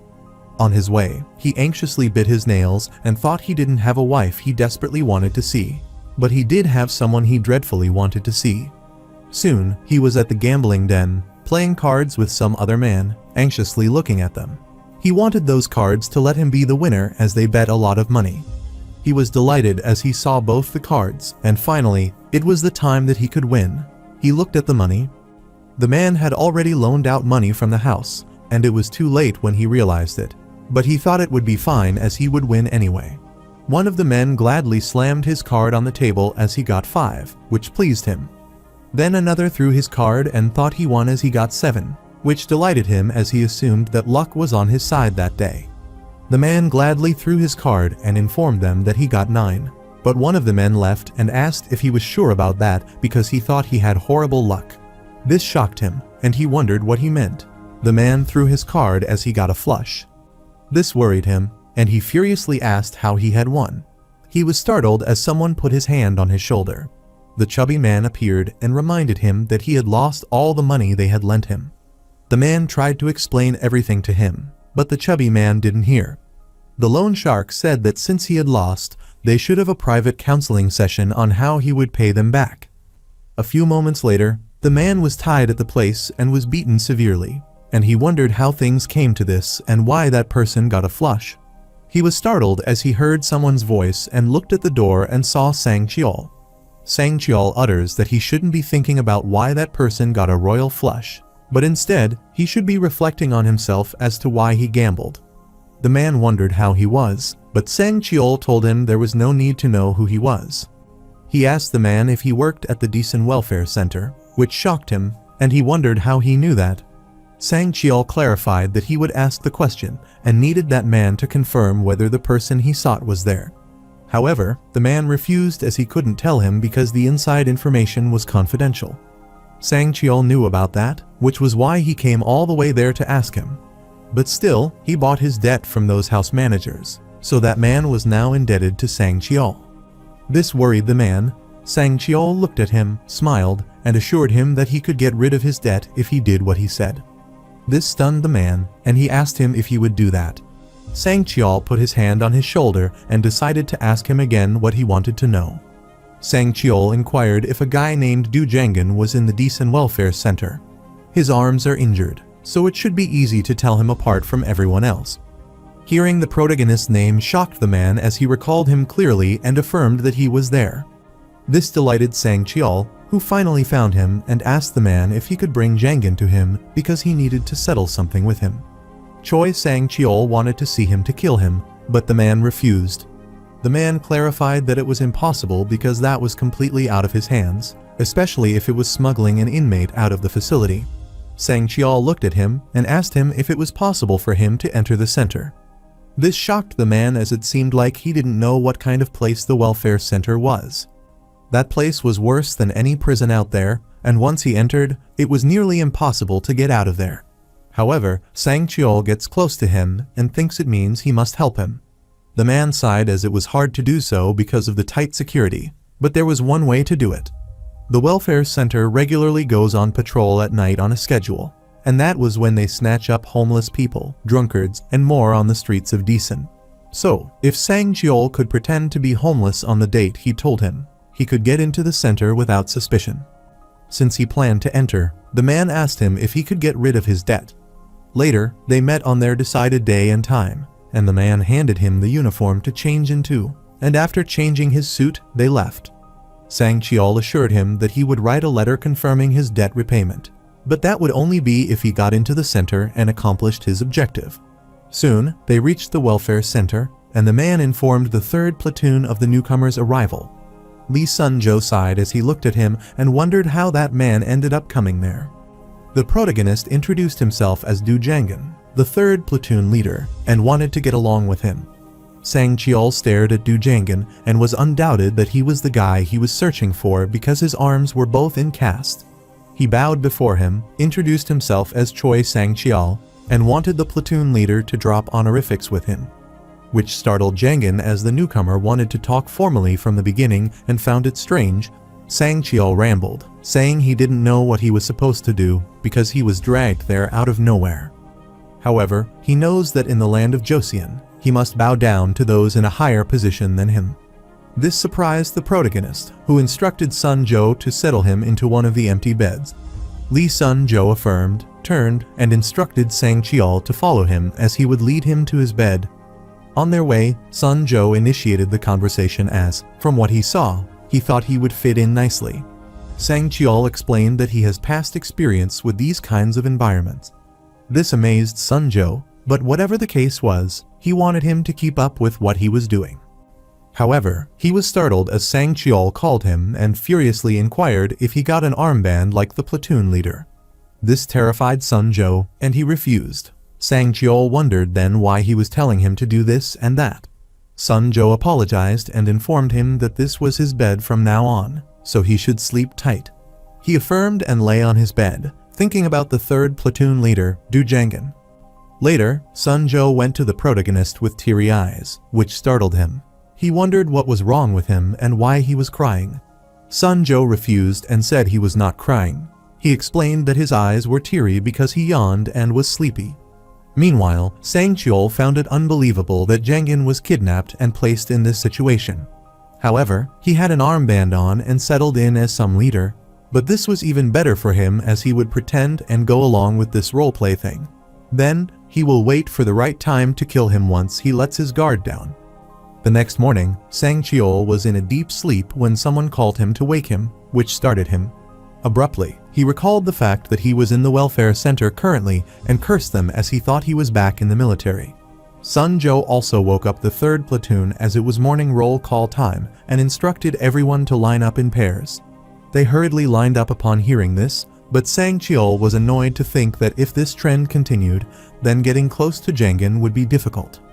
However, he assumed it would be fine as he would wait for his chance while enjoying the next few days of his stay there. He stared at the protagonist, rubbing his head. He furiously clenched his hand as he wanted to cut his time on this planet short when the time came. However, other situations started annoying Choi Sang Cheol as he got his breakfast and wondered what that was. The breakfast served at the decent welfare center was worse than the food they served in the army. He annoyingly lifted a spoon of his food, furiously stared at the protagonist, and cursed, as this was all because of him. The protagonist made a bizarre face while eating the food, as he didn't like it, so Sang Cheol comprehended that he had yet to get used to the food there. Later, they all started working. Sang Cheol lifted the hammer and wondered what kind of welfare center made them work.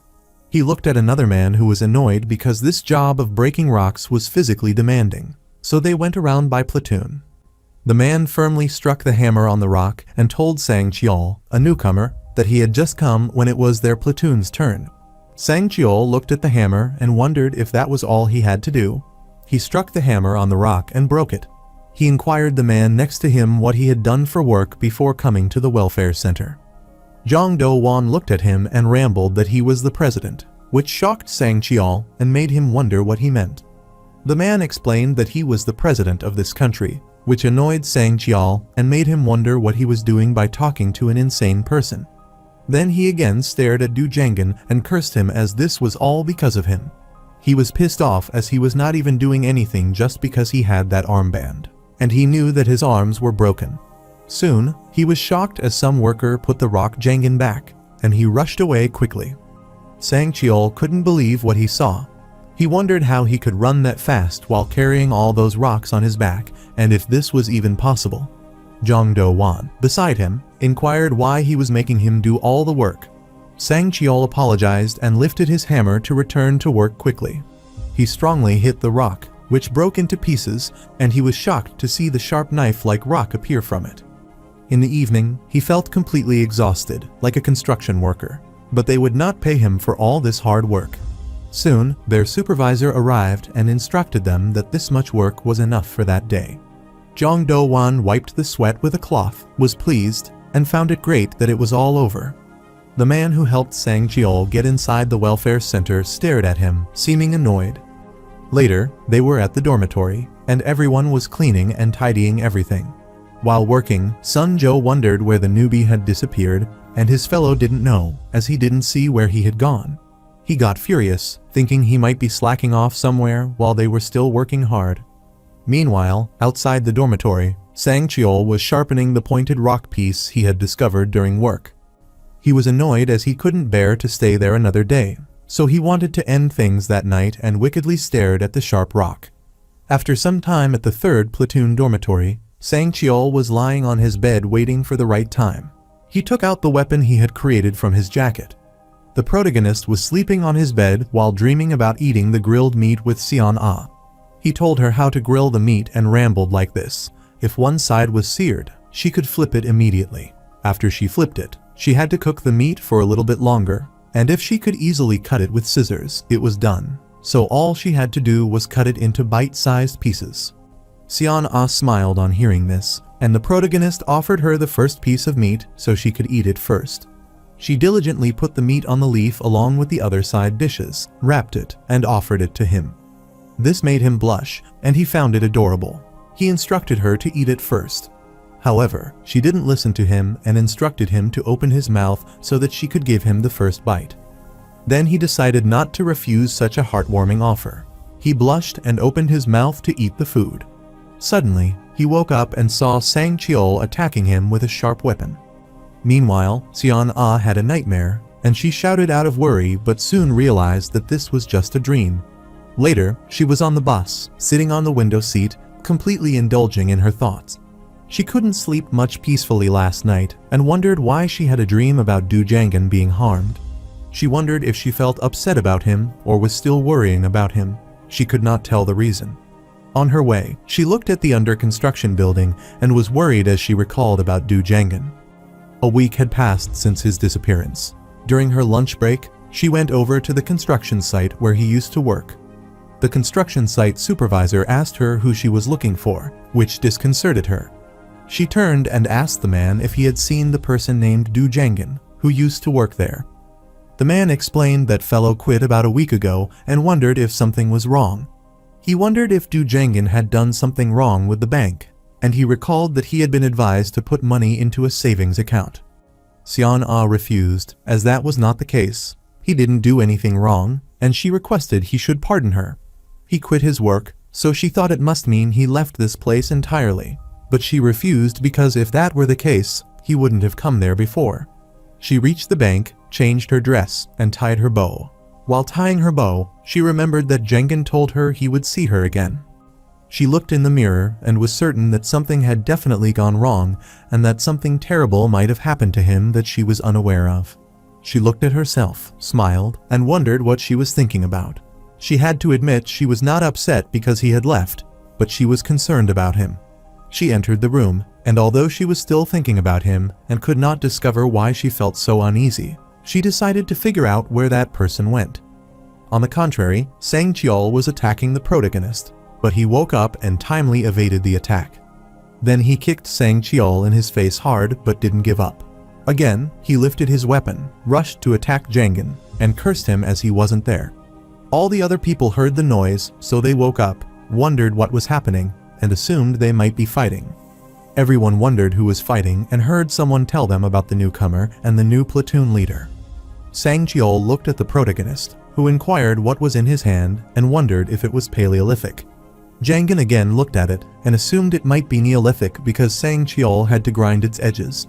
The protagonist asked him why he suddenly attacked him without any reason. Sang Cheol flipped his weapon and again grabbed it, then explained that it was because he came there to kill him. The protagonist was astounded as that person knew him because he didn't know him, and his face was completely new to him. Sang Cheol furiously stared at him and explained that he didn't know what he looked like until he came there, but his senior knew him very well and was sure that Jangan might know his senior. The protagonist wondered who that person was referring to, and Sang Cheol rambled that he ambushed his organization when he wasn't around and insulted his senior. The protagonist recalled about Guan Ho and how he defeated them. He smirked and thought he might be kidding him. He couldn't believe that Sang Cheol had received inaccurate information about him from his senior, which startled Sang Cheol. The protagonist smiled wickedly and asked him if Guan Ho hadn't said anything about him ambushing his entire organization alone, so he wondered what he could do all alone to him. This infuriated Sang Cheol as he insulted him, and he immediately rushed to attack him.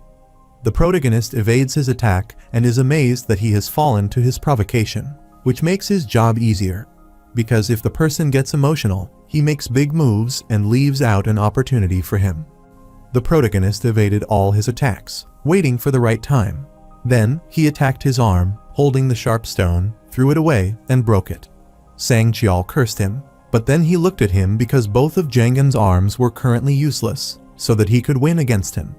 The protagonist predicted his thoughts and rambled that he might think he has a chance because his arms are in this state. However, he wanted to teach Sang Chiol a valuable lesson. Even if a tiger is toothless, it can still rip a mere puppy to shreds. Being called a puppy by the protagonist further frustrates Sang Chiol. He curses him and rushes to attack him. This makes the protagonist smirk as he again gets tricked by him. As he said before, if a person gets sentimental, they make big moves and leave a huge opportunity for him. The protagonist jumps and kicks Sang Chiol in the face, then kicks at his chest and pushes him away. He kicks him again without giving Sang Chiol a chance to prepare to counterattack. Soon, he lay on the ground huffing and couldn't understand how fast and powerful his moves were. He was like this even though both of his arms were in that state, and he wondered if that was why their organization got wiped out. The protagonist stared at him and wanted him to tell him at that moment that he would never go after him again. Otherwise, he will just put him in a state where he couldn't come after him again. Choi Sang Chiol knelt and promised that he wouldn't come after him ever again to save his life.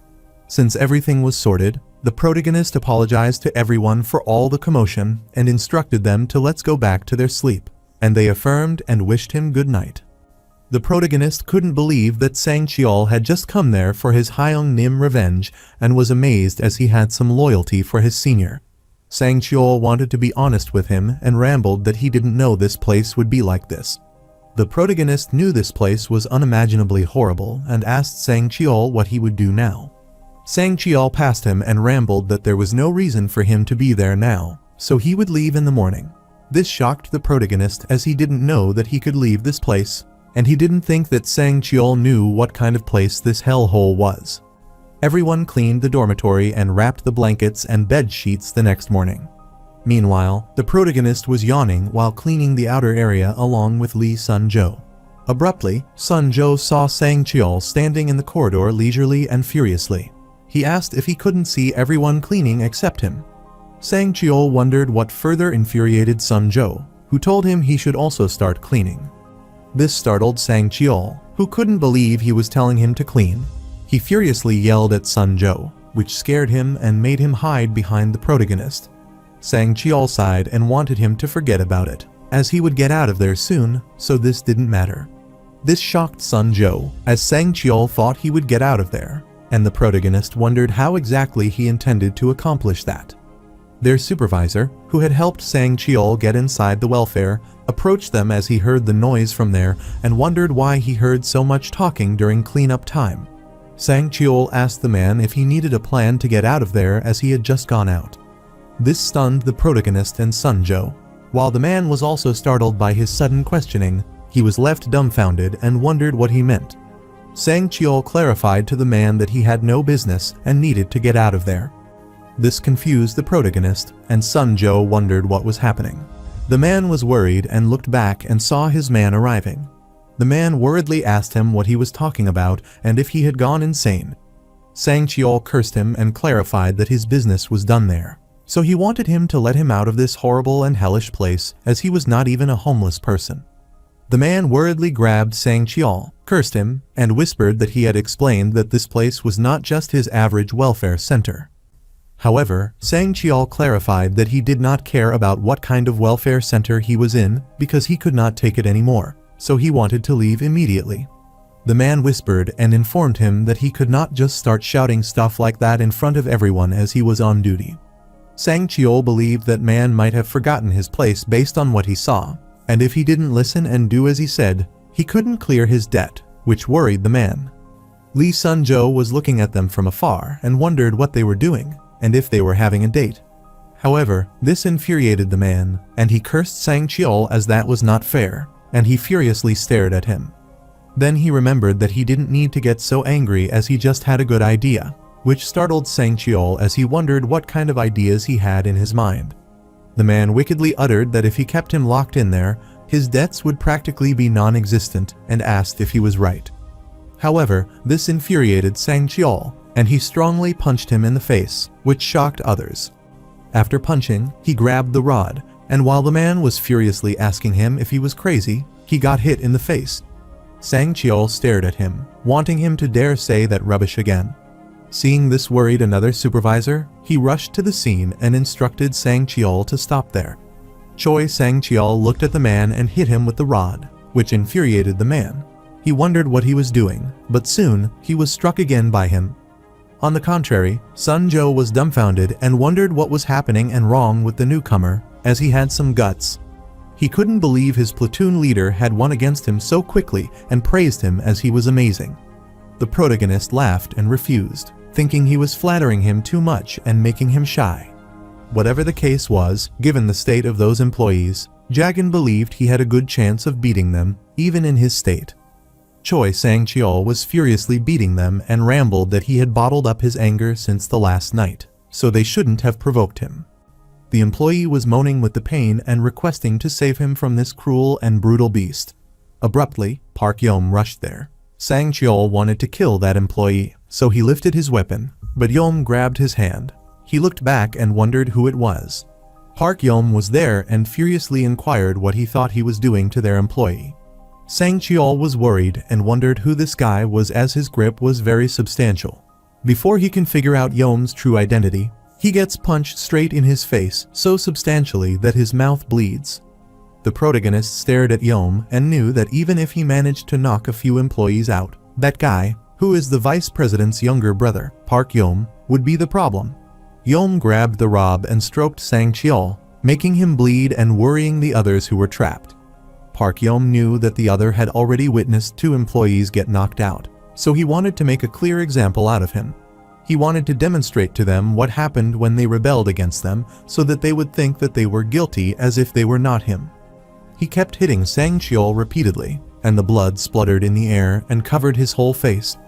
Yom wanted to make them control themselves by making them feel powerless and fearful. While he was hitting him, he was startled as he saw the protagonist coming before him and apologizing. The protagonist explained that this man was from his platoon, and he thought he had lost his mind for a moment and caused all this commotion. The protagonist knows that Park Yom might end up killing somebody if no one is there to stop him. So he puts his hands together and requests that the 3rd platoon leader give him a chance, as he ensures as the 3rd platoon leader that he will educate him properly. Park Yom was shocked by the protagonist's behavior. He was different from before and wondered if he was standing up for one of his platoon members. He wondered if Jagan would educate them as the platoon leader and if that armband made him accept this place as his world. Park Yom pointed the bloody rod at him and instructed him to educate him, and if Sang Chiol did something like this again, then he would punish him along with that guy. The protagonist bowed his head and uttered that he understood. After this, Park Yom dropped the rod and went to his employee. He inquired his man about what had happened there. His employee explained that the newcomer began yelling at the employee in charge of the 3rd platoon and that he wanted to get out of there. He did this with an attitude and dropped honorifics, which startled Yom, but the person in charge of the 3rd platoon apologized for the commotion as he should have handled things properly. On the other hand, the protagonist helps Sang Chiol stand so that he can take him inside to treat his wound. Sang Chiol cursed Park Yom. The protagonist wondered what he was thinking when he demanded an employee get him out of there. Sang Chiol explained that the employee was the one who got him in there secretly, and he cursed him as if he was indebted to him. So, the protagonist realizes the real reason behind the action, but is told he needs to be careful now. Thanks to him causing all that ruckus back there, they might have realized that something was happening between him and the employee. Sang Chiol wondered why he should do that because that man should be scared of them finding out. The protagonist doesn't know how he should explain this to him, and he thinks that the employee is going to try to kill him so he can save himself. But Sang Chiol coming there just for his senior revenge was so loyal to him. Later, they were assembling the spray bottles, and the protagonist asked him if he was saying that he got into the welfare center by threatening the welfare employee facility with a gambling debt. The protagonist smiled and wished Sang Chiol would have taken him out of there instead. Sang Chiol explained that the employee said it was impossible for him to get out of the welfare center, so he had to come personally. The protagonist had to admit that he indeed has strong loyalty as he dared to go to a place like this alone for his Hyan. Sang Cheol was gloomy as he didn't know a place like this existed when he came there. Otherwise, he wouldn't have made such a stupid mistake. Sang Cheol wondered what Du Jangan would do. The protagonist wondered what he was talking about. Sang Cheol knew he did not plan to stay there for a long time, and the protagonist explained that he would leave when his arms healed. Sang Cheol wondered when it would heal, so Jagan thought for a while and uttered that the doctor said it would take a month to heal fully. He asked Sun Jo if it had been about 2 weeks since he arrived, and Sun Jo affirmed. So the protagonist clarified that another 2 weeks are left, and he should leave by then. Sang Cheol wondered how he would leave, but Jagan didn't know as he would get out somehow. This worried Sang Cheol. He sighed as the protagonist had no solution, so he wondered how to get out of there. The protagonist inquired him if there was anyone outside who knew that he came to the Decent Welfare Center. Although Sang Cheol told Guan Ho everything, he wondered if he would take action and notice his absence. On the other side, Guan Ho was furious and wondered why Sang Cheol hadn't contacted him yet. His man wondered if it could be that he was attacked by Du Jangan. Guan Ho rambled that if he got hit, then he should, and if he died, even then, he should have at least contacted him. So he instructed him to gather his men as they had a place to go. His underling agreed but inquired where they were going. Guan Ho rambled that Sang Cheol said he would enter the Decent Welfare Facility to catch Du Jangan, and since then, there has been no contact from him until now. That was why he needed to go to the Decent Welfare Facility to find Sang Cheol.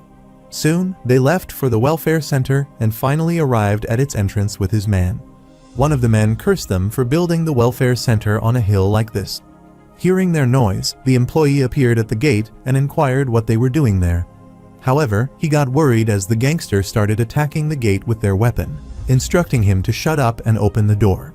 All other welfare employees gathered there to hear the noise and wondered what was happening there as they saw their colleague down on the ground. They cursed those gangsters and inquired about the matter with them and why they were making a fuss at their welfare center. Guan Ho heard them cursing his man, so he stepped forward and asked them if he looked like the son of an animal. The employee settled his glasses and refused, but he requested Guan Ho tell him the reason for his visit to their welfare center. Guan Ho explained that he arrived looking for his little brother at the welfare facility. This startled the employee that his little brother was there, and Guan Ho affirmed and instructed them to bring his little brother Sang Cheol out quickly. Some other employees rushed to the entrance, but the man in charge of the 3rd platoon hid behind the wall. He wondered what they were and recognized them as gangsters from the Choi Sang Cheol group. He wondered if they were there to find him. Vice President Park Gwang came out after hearing the noise and asked him about the commotion. The man was startled to see him and explained that these people seemed like they had come there looking for someone. Park Gwang guessed he should handle this matter, so he went toward the gate. The man was worried, as he assumed he was done. If the vice director found out what he had done, he would be finished, so he ran away. Gwang asked them what his problem was with them. Guan Ho was amazed to know he was the supervisor there and requested that he first open the door. Park Gwang apologized because that was not possible, as only authorized personnel were allowed entry. This infuriated Guan Ho, and he yelled at him and asked why he couldn't enter this place as his little brother was trapped inside. Gwang was astounded to know that his little brother was there and asked if that person was his real little brother. However, Guan Ho refused as he was not the real brother but was like the real one to him, which amazed Park Gwang, but he still didn't open the gate. Guan Ho sat and rambled that he needed to sit first, which worried Gwang, and he wondered what that person was doing. Guan Ho instructed him that if he didn't plan on staying inside forever, he should open the door because they would never go from there until Sang Cheol stood before them. Since the situation was out of Gwang's control, he requested that he wait there for a moment before he went in to see if anyone was named Sang Cheol. This pleased Guan Ho, who excitedly appreciated him. He remarked that he should have done that sooner and wanted him to go quickly. While heading inside Park, Gwang cursed them and wondered who these gangsters thought they were as they acted like that in this place. Meanwhile, the person in charge of the 3rd platoon reached the working area and searched for Sang Cheol. After finding him, he instructed Sang Cheol to follow him, but Sang Cheol couldn't comprehend his motive behind doing this and wondered what was the matter with him. The employee whispered in his ear and asked if he wanted to leave this place, so he obediently followed him. The protagonist saw them leaving and inquired about the matter, but the employee refused to tell him. The employee instructed him he didn't need to worry about it and should keep doing his job. Jagan found it a bit suspicious. While following the employee, Sang Cheol asked why he suddenly changed his mind because he was the one who said that he would keep him at this welfare center forever. The employee justified that he said that because he was angry because Sang Cheol suddenly threatened him. The man explained that he had put him in a tough spot by making such a fuss in front of everyone. So he thought keeping him there wouldn't do him any good, so he was trying to send him away. Sang Cheol was startled and wondered if that was the case and asked where they were going. The employee pointed ahead, as there was an exit hole through which Sang Cheol could sneak out if he went this way. Suddenly, the employee was startled when he heard a sound. He asked Sang Cheol to wait a minute and asked if he had heard something. However, Sang Cheol refused as he didn't hear anything. The man instructed him to keep going for now because he needed to check it out. Sang Cheol was progressing forward while the employee went back, stared at him, then grabbed the brick and followed him quietly. After finding the right time, he lifted the brick to strike it at Sang Cheol's head. However, before he can kill him, he gets kicked by the protagonist and falls. Hearing this sound startled Sang Cheol. He turned and wondered who was there and saw Jagan there. The protagonist rambled that he already told him that this man would try to kill him to save himself. This frustrated Choi Jang-cheol. He cursed him for betraying him, grabbed the brick, and lifted it to kill him, which worried the protagonist, and he tried to stop him from taking such an irreversible step. Sang Cheol was about to hit the employee, but the protagonist kicked the bricks right in time and saved him. He furiously asked him what he thought he was doing. However, Sang Cheol was not thinking straight. He cursed the employee and wanted to kill him and be done with it for good. The protagonist reminded him that he would be done because the authorities would discover it soon and kill him. While conversing, the employee stood and inquired what had happened. The protagonist turns to him and asks him what he is doing, and if he is trying to kill his platoon member, Sang Cheol. The protagonist used informal language to accost the employee, which frustrated him. He asked if he dared talk to and call him like that. The protagonist affirmed that he was correct, cursed the employee, and wondered why a person like him, who is worse than an animal, was acting so concerned after trying to kill someone. This further infuriated the man, and he wondered how dare this inmate dare to curse him. However, soon, the protagonist kicked at his abdomen hard, which made the man kneel out of pain and moan. The protagonist is stunned, as this man has the audacity to say nonsense after saving his head from being smashed by a rock. He wanted the employee to wake up because he could have done so by then if he hadn't stopped Choi Sang-cheol from smashing his head. Choi Sang-cheol furiously stared at him with the intent of killing him, which worried the man. The protagonist wanted him to answer his earlier question honestly about why he tried to kill Sang-cheol. The employee explained that Choi Sang-cheol's boss and other gang members were currently making a scene in front of the main gate. His boss said he knew his little brother was in there and demanded that he be handed over to them. This excited Sang-cheol as his Hyung came looking for him and assumed he could leave now. However, the employee stood and refused, saying that even if someone came looking for him, it would be useless because the welfare facility would deny that he was even there. They knew this shocked Sang-cheol, who thought they just needed to come in and check for themselves. The employee clarified that the vice director would never open the door of the welfare center, so they could never get in. Sang-cheol was confident that his gang members and boss would open the door themselves and barge in. The man didn't think so and asked Sang-cheol if he thought the welfare facility would stand there and watch as someone barged in. Sang-cheol wondered what they could do but stand by and watch. The man was sure they would stop it somehow, but Sang-cheol wondered how they would stop them. The protagonist held his head worriedly and wondered what these kids were arguing about. Do Jagan wonder why he even got out of his way to help this kid who was trying to kill him and was completely exhausted by this? He looked at his armband and remembered that they kept calling him platoon leader, which reminded him of his time in the military. Still, he didn't know why he acted this way. It was almost as if he didn't want to lose another platoon member. The protagonist raised his arm and tried to calm them, reminding them that was not what was important right now because if this continued, both of them would die. This startled them, and Sang Cheol wondered how both of them would die. But the employee couldn't understand why he would die. The protagonist reminded him that he intentionally brought someone with ulterior motives to the welfare facility because of money. So if the director or vice director discovers this, they would be pretty mad. Since he has lost his credibility, they might not let him work there anymore. However, looking at how the welfare system has run so far, the protagonist doubts that they will fire him. Too many secrets shouldn't be leaked outside, so it would be risky to let an untrustworthy person like him go and ask him if he was right. This worried the employee. Then he turned toward Sang Cheol and rambled that he was also an accomplice to what this guy did. Since his gang came into the welfare facility and caused a scene, they would also be furious at him. His welfare facility might want to eliminate any potential seeds of uncertainty, so getting rid of him is simpler than pretending he is not there. This worries Sang Cheol, and he asks the protagonist if he has any solution to save their life.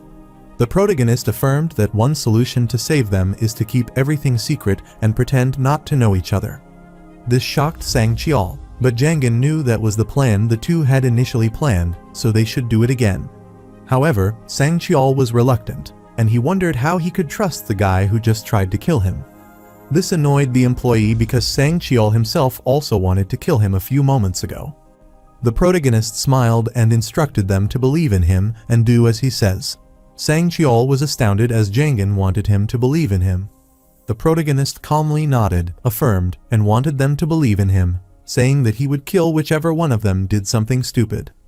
This threat sends the chills down their spines, and they shake hands and act to get along. Since they had agreed, the protagonist informed them that this matter had been settled. While leaving, the protagonist turned and looked at Sang Cheol and remarked that if his Hyung cared about him, he would do things moderately and stop. On the contrary, the vice director was conversing with someone on the phone and requesting that the person do so as quickly as possible. After a while, Guan Ho was pleased to see the vice director of the welfare center arriving at the gate and asked him if he checked for his little brother, so he should now open the door for them. Vice Director Park Gwang rambled that he had checked, but no such person was in their welfare facility. This annoyed Guan Ho, and he assumed he might be kidding him by saying that his little brother wasn't there because he was sure that Sang Cheol was there. However, Park Gwang's answer remained the same. No one named Sang Cheol was in his welfare. Guan Ho furiously stared at him and asked if he thought he could get away with putting someone in confinement and coming up with a half-assessed excuse like this. He threatened that if he called the cops and broke down the door to get in, things would only get worse. Though his threats didn't work on him, the vice director settled his glasses and asked him if he would call the police. Guan Ho affirmed, but soon he was startled as they heard the noise of the vehicle arriving, and the van stopped near them. This stunned him, and he wondered what was happening because he hadn't called anyone yet. The detective came out of the van, which startled Guan Ho, and he wondered why the detective came instead of just regular police officers. He inquired Captain Kang what he was doing there. The captain got close to him and instructed Guan Ho that they should talk. Later, Guan Ho was persistent and certain that one of their gang members was definitely inside there. However, the welfare authorities are not even checking yet and insist that no one like that exists in this welfare facility. Captain Kang got what he was trying to say but informed him that even they couldn't touch this welfare, so he should give up. Guan Ho couldn't believe it and inquired if he was serious about this. He wondered if he was saying that the director there was so close to the police chief that they could go out to eat and sauna together. The detective affirmed and rambled that the director of this welfare is acquainted with their police chief, but he also knows someone higher than that. This startled Guan Ho, and the detective explained that they were there not on the order of the police chief, but from someone much higher up. Guan Ho was shocked and wondered who the higher up could be, and he wondered if it could be the decent city mayor or the local congressman. This was why the detective wanted Guan Ho to bear with it and return and clarified that if his gang member was inside by any chance, then causing a scene there isn't helping. Because the more he pisses them off, the more trouble he will bring to the person inside. Guan Ho could understand what the detective was saying, so he turned and instructed his man to get back in the car because they were heading back. However, one of his men was reluctant, as he wanted to save his comrade. Guan Ho instructed him to wait and said he would explain it later, so he obediently affirmed. He went to the entrance and clarified to the vice director that it appeared that the person he was looking for wasn't there. He thought he had made a mistake, so he apologized to him. Park Gwang knew it, but he wanted to ask Guan Ho one thing and inquired about the last name of the person named Sang Cheol. Sang Cheol's last name is Choi, but Guan Ho gets a weird feeling and gets worried, wondering why he asked for that. He thinks for a hole and changes his last name and utters that his last name is Park, as he is Park Sang Cheol. Park Gwang smiled at knowing the person's last name and hoped he could find that person soon. After this, they all left, and on their way, Guan Ho wondered what those welfare people were doing inside because they would not even open the door. Even to the extent that the police were covering for them, he hoped nothing bad would happen to Sang Cheol. Meanwhile, at the welfare center, Vice Director Park Gwang asked his man which platoon the most recent recruit was assigned to. His man informed him that a recruit had joined the 3rd platoon a few days ago. Park Gwang furiously gritted his teeth and instructed his employees to go as they needed to check if that guy was Sang Cheol. Meanwhile, inside the welfare, all of those captured were working under the strict supervision of Park Yom. Suddenly, an employee rushed toward the general manager and accosted him. His sudden calling worried Yom, and he wondered what the matter was. The man informed him that the vice director was looking for him as he had something important to discuss. Later, he met his elder brother, and after hearing the whole story, he thought Gwang should have called him if something like that had happened. However, Gwang knew that with his brother's temper, he would probably go out and fight those guys, which would be more complicated. Park Yom agreed that he might complicate things, yet he thought he should have informed him. However, Gwang assured him it was all right, and the matter was already over. Soon, they entered the workplace, where everyone was gathered, and the protagonist was startled to see them. The person in charge of the 3rd platoon rushed to them and inquired the vice director what had brought him there. He was surprised as the vice director ordered him to call over the new recruit there immediately. Soon, Sang Cheol was standing before them, and the vice director asked him if he was Sang Cheol, and he affirmed. This worries the protagonist as Park Gwang even knows Sang Cheol's name and wonders if Park Guan Ho spilt everything out. The employee who helped him was also shocked, as he assumed they were screwed and would be done for now. Park Gwang asked him if his name was Park Sang Cheol, but this startled him, and he refused, saying that his name was Choi Sang Cheol. This stunned Park Gwang and surprised the protagonist and the employee as it seemed like they were saved. The vice director was confident that the gangster had told him the name Park Sang Cheol, but the person who had been newly recruited for his welfare was Choi Sang Cheol. He then inquired what Sang Cheol did outside the welfare center. This made Sang Cheol wonder, and he was about to tell him his profession. However, the protagonist requests him not to tell the vice director the truth because he will be done if he spills the beans. Sang Cheol rubbed his head and asked Gwang if this place was not where the tramps went, and if, since he was a tramp, he had come there. The vice director pondered, wondering if he was telling them the truth. Hearing this, the protagonist sighed peacefully and assumed that Sang Cheol might have a short temper, but he was not an idiot. After learning his answer, Park Yom accosted him, and Sang Cheol wondered what was the matter. Park Yom inquired if he wasn't the one who caused a scene by asking the employee to get him out. He appeared pretty confident, as if he had an agreement with the employee beforehand to have him out. He also spoke informally to the employee, but was acting completely differently now. Knowing about that incident from his younger brother, Park Gwang asked him if this was correct. Park Yom looked at the employee and further rambled. He also heard that they talked for a while and asked what was wrong with that. This worried his employee. However, they were startled as Sang Cheol bowed and apologized to them. He explained that he wanted to leave this place, so he grabbed someone who looked the easiest and again apologized for causing a scene. This unpredictable behavior of Sang Cheol surprised all of them, and Park Gwang wondered if that ruckus was just because his employee looked easy to mess with. Choi Sang Cheol affirmed and diverted the vice director's attention toward the employee. He wanted the vice director to have a look at him, as he looked totally like an easygoing person at first glance. This infuriated the employee, but Park Gwang stared at his employee, thought for a while, and started laughing. He turned and was trying to hold his laugh and wondered where a recruit got the nerve to talk to an employee like that. Sang Cheol apologized to him for being out of his line and making a sarcastic remark about the employee of the welfare facility. Park Gwang turned to leave while instructing them to continue working, and the employee bowed before him and understood his instructions. On their way, Yom asked his elder brother if he would let this matter go like this. Gwang affirmed that even though he didn't like it, there was nothing else they could confirm, and he assumed those gangsters were just misunderstanding something. He instructed Yom that if he kept holding on to every little thing like this, he wouldn't be able to focus on his work.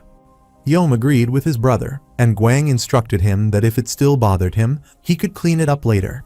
Even if their suspicion turns out to be unfounded, the fact remains that it bothers them, so he should do what relieves his suspicion. On the contrary, the person in charge of the 3rd platoon sighed as if he were alive then. The protagonist praised Sang Cheol for doing well and handling the situation better than expected. Sang Cheol knew that, but he wondered how to escape there as he didn't want to stay there forever. The employee informed him that there was one way, but he was not sure he would be lucky enough to do that, and Sang Cheol wondered what that way was. The employee explained that there is a system called a reformer, and if he is chosen, he will be released from the welfare facility. This surprised Sang Cheol, and he excitedly asked the employee if he was telling the truth. The protagonist ponders to recall and thinks he has heard such a thing before but isn't sure about it. Sang Cheol excitedly asked the employee if he should be that reformer or something. The man affirmed and promised to ensure that Sang Cheol would become a reformer, but Jangan was still thinking about it. Meanwhile, Seon Ah was at Yoin Hostel, and she wondered what she was doing there on such a precious weekend. She even went so far as to scrutinize the document that Jangan used when opening the account to confirm his address. She was surprised to discover that Du Jangan had been living in a place like this and thought it must be tough for him. She was staring inside and was startled when someone asked her if she had any business in Yoin Hostel. She looked back and saw an old lady who instructed her that she should tell her if he had any business because she was the owner there. This flustered Seon Ah, and she asked the old lady if someone named Du Jangan was in this hostel. This surprised the old lady, and she asked her if she was Jangan's lover, which startled Seon Ah, and she was about to decline it. However, she thought that if she said that she was not his lover, then there was no way she would answer her question, so she affirmed that she was Du Jangan's lover. The old lady explained that Jangan didn't seem that way, but she knew he was surprisingly talented. He said he was busy with work, but no one knew he already had such a beautiful lover. Hearing all these praises flatter her, she laughed.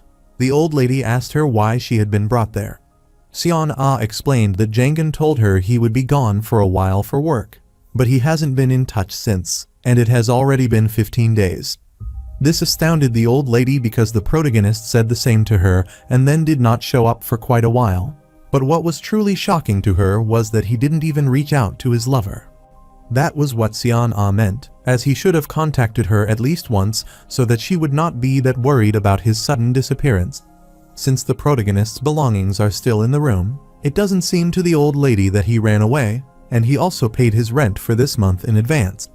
Since that was the case, Seon Ah wondered if he had mentioned to the hostel owner where he was heading, and the old lady thought about it and recalled. On the day Jangan went to Decent City, he came earlier to the hostel, which make her wonder if he didn't go to work. Jangan told her he quit his job, which worried the lady, and she wondered what he would do now. He looked at the card and explained that something else had come up, so he would briefly go to take care of some work and would be back by the following day at the latest. The old lady instructed him to return quickly because if he was not there, then she wondered who would keep the drunks drinking and fighting.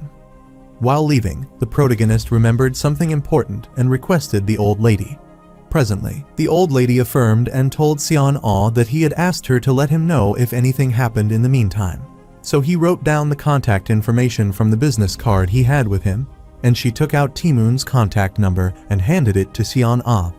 The old lady explained that she had not tried calling since she thought he would come when the time was right, so she instructed Seon Ah to try contacting Du Jangan using that contact, and she thanked the hostel owner for her help. The old lady gets close to her and asks when she will marry him, making Seon Ah blush. She doesn't know how to explain it. The old lady was rambling that even though Jangan was living in a hostel and working at the construction site, he was a pretty decent guy. She was sure there must be a reason why he hadn't tried to reach out to Seon Ah yet. Seon Ah thinks for a while, smiles, and agrees with her because she thinks the same way. On her way back, she wondered if it was okay for her to do this, and she thought she might be too presumptuous. She looked at the contact information written on the paper, and thought she would ask for it when she met Jangen. On the contrary, all of them were cleaning and tidying up their dormitory at the welfare center. The first platoon leader stared at the protagonist, who was cleaning, remarking that he didn't like the new third platoon leader and wondering why he was volunteering to clean. The second platoon leader was annoyed and thought the same way about him. What's more annoying is that he doesn't act like a platoon leader and is just fooling around with the platoon members like that. The first platoon leader wondered what the rest of the platoon leaders thought about him. The fourth and fifth platoon leaders were also sitting inside the room, hearing their conversation.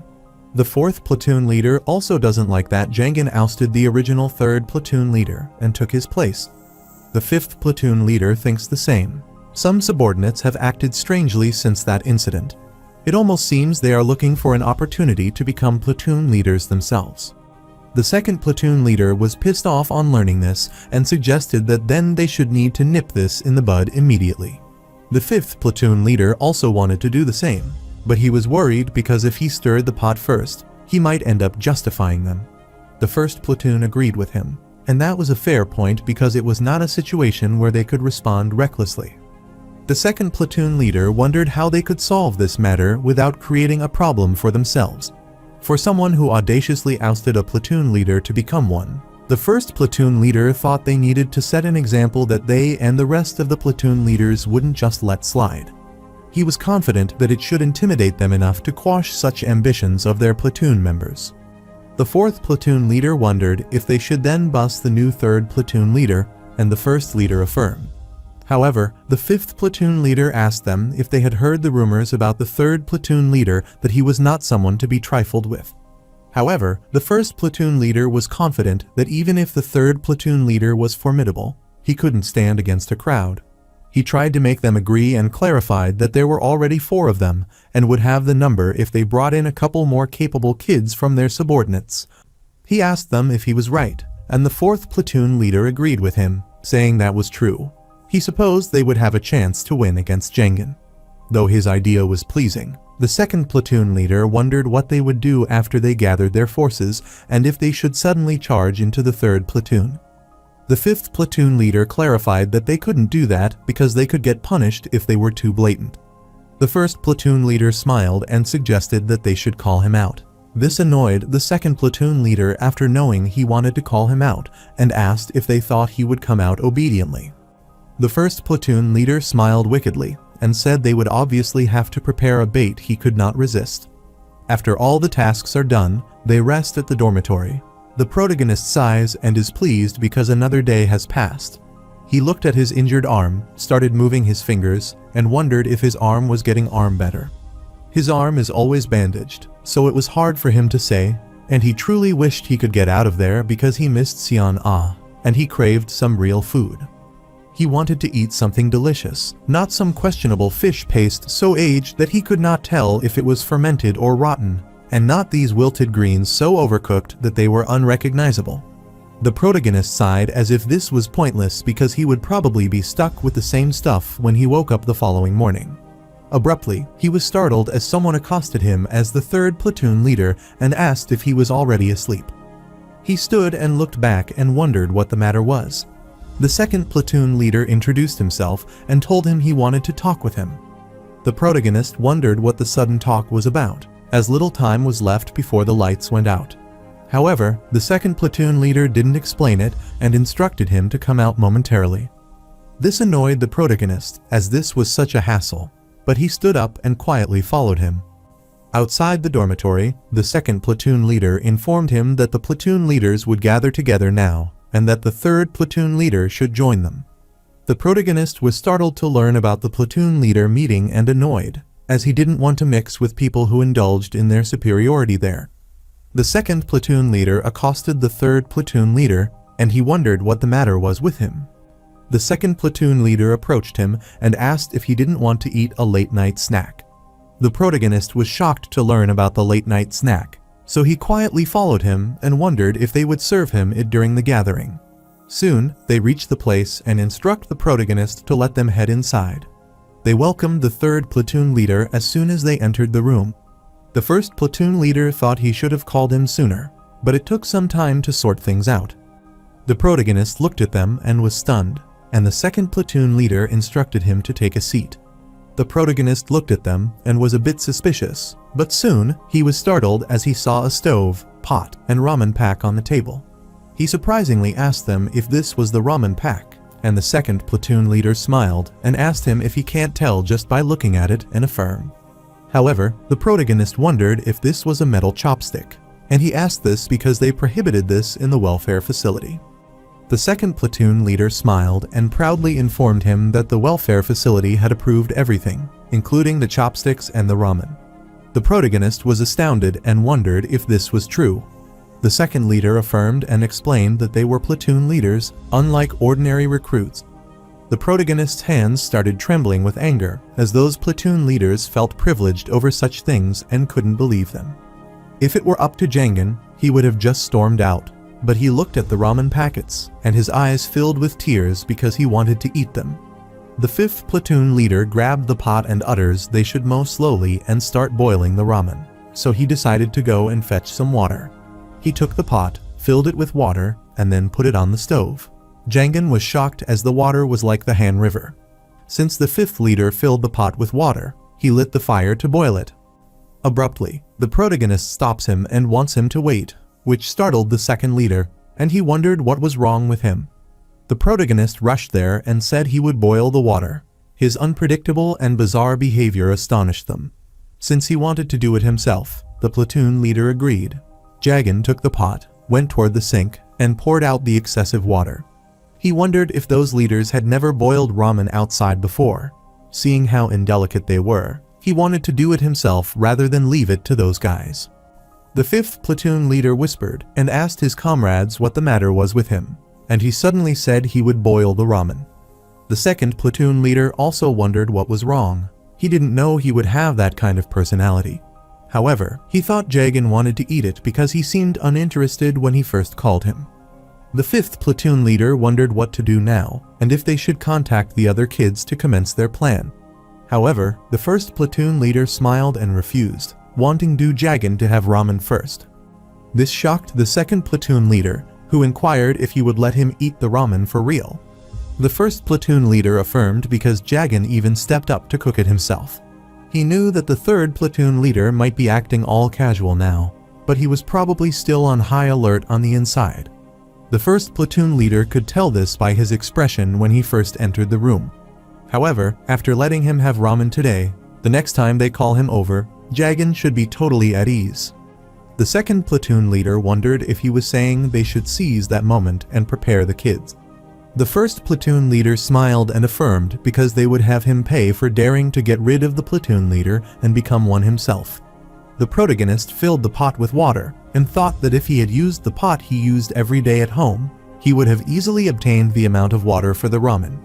However, it was a bit more challenging for him to get the appropriate amount for the new pot. Jangan thought it was better to use less water if he was unsure how much water to use, because if he puts in the ramen and there is not enough water, he could add more, but if there is too much water, it is pretty much game over. They stared at the Jangan with shock as he lit the fire on the stove enthusiastically. They wondered why this guy was so serious about boiling some ramen, and he added the seasoning powder before the water boiled. The protagonist knew there was a theory that adding seasoning powder first would make the water boil faster, but that was not the reason. The reason was that if he added the seasoning powder when the steam rose, the moisture made the powder stick to the packet, making it hard to come out. Then he added the noodles and chucked them in as there was no need to break them up. But if the person wanted to break it, he could. However, he wanted to scoop up a good amount of ramen on one chopstick. He didn't want to stir them around and let the noodles do their thing. After that, he turned off the heat when the noodles were slightly undercooked. Even when the stove was off, the residual heat from the stove was still pretty hot. He knew that if he wanted his noodles cooked perfectly, he had to take the pot off the heat. This way, the slightly undercooked noodles in the pot continued to be cooked more. He was quietly staring at the pot, which stunned everyone, and after some time, he shouted that now was the time to eat it right away and that they should be quick to eat it. His abrupt yelling shocked them, and they uttered they got it, and they started eating ramen. The second platoon leader took his first scoop and was astounded as this guy cooked ramen well. Then, the protagonist grabbed the noodles with a chopstick, lifted it, blew it to cool it a bit, and started eating a lot at once. As he ate the ramen, he heard a ringing bell and wondered if the ramen had always been this tasty. The first platoon leader ate the noodles and praised the protagonist for adjusting the water well. The second platoon leader agreed that Jagan cooked it well. His sudden response shocked the fifth platoon leader. While the protagonist was eating ramen and thought it was delicious, his eyes filled with tears of joy. After they finished the ramen, the second platoon leader was pleased to know that the third platoon leader knew his way around ramen, and other leaders agreed with him. The protagonist utters that it would have been even better if they only had green onions and eggs. The first platoon leader wonders if it is true and assures him that he will try to get some green onions and eggs so he can cook it again next time. This startles the protagonist, and the first leader moves his hand toward him and rambles that he is telling him to come again next time and wants to get along well with fellow platoon leaders. The protagonist thinks about it as he doesn't want to get along with this guy, but is returning for the ramen. He shook hands and assured him they would get along. Later, the second platoon leader asked the first platoon leader how he would get green onions and eggs. The first platoon leader wondered why he would get those that stunned the second leader because he said it earlier to Jagan. The first platoon leader clarified that was just a passing comment because doing so would make the third platoon leader look forward to coming again. He smiled wickedly and uttered the next time, instead of green onions and eggs, they will be waiting for the third platoon leader. Meanwhile, the protagonist is glad because he is so complete that he gets sleepy. He was pleased as the ramen was genuinely delicious and excitedly wondered if he could eat it again next time. Soon, he went to sleep and heard someone calling him. On the contrary, Seon-ah dreamed of calling Jangan, and he called her back, and she assured him that she would be there soon. This shocked the protagonist, and he wondered what she meant. She clarified that she was saying that she was going there. She was on the bus heading toward Deason and mumbling in her sleep that she would go there. Soon, she arrived at Deason and was thrilled to see this city as this was her first there. She looked at the address on the paper and wondered how to get there. Soon, she reached Timoon Industries and sighed as she somehow made it there safely. She was startled as someone asked her who she was, and she looked back and saw the man with his secretary. Timoon asked her what had brought her to his office. She was flustered but clarified that she was there because of Du Jangan, which startled him. Later, they were inside his office, having a cup of tea, and Timoon asked her if he should refer to her as sister-in-law.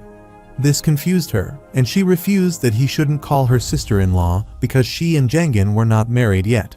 Jo Timoon smiled upon hearing this and uttered that she had not yet done so, meaning she would do so in the future, which made her sister-in-law, and he asked if he was right. This made her blush, and she thought it might be better to leave it as a misunderstanding. Timoon wondered how she knew about this place, and she explained that Jagan left a note for the grandmother, who owns the hotel where Jangan lives, with Mr.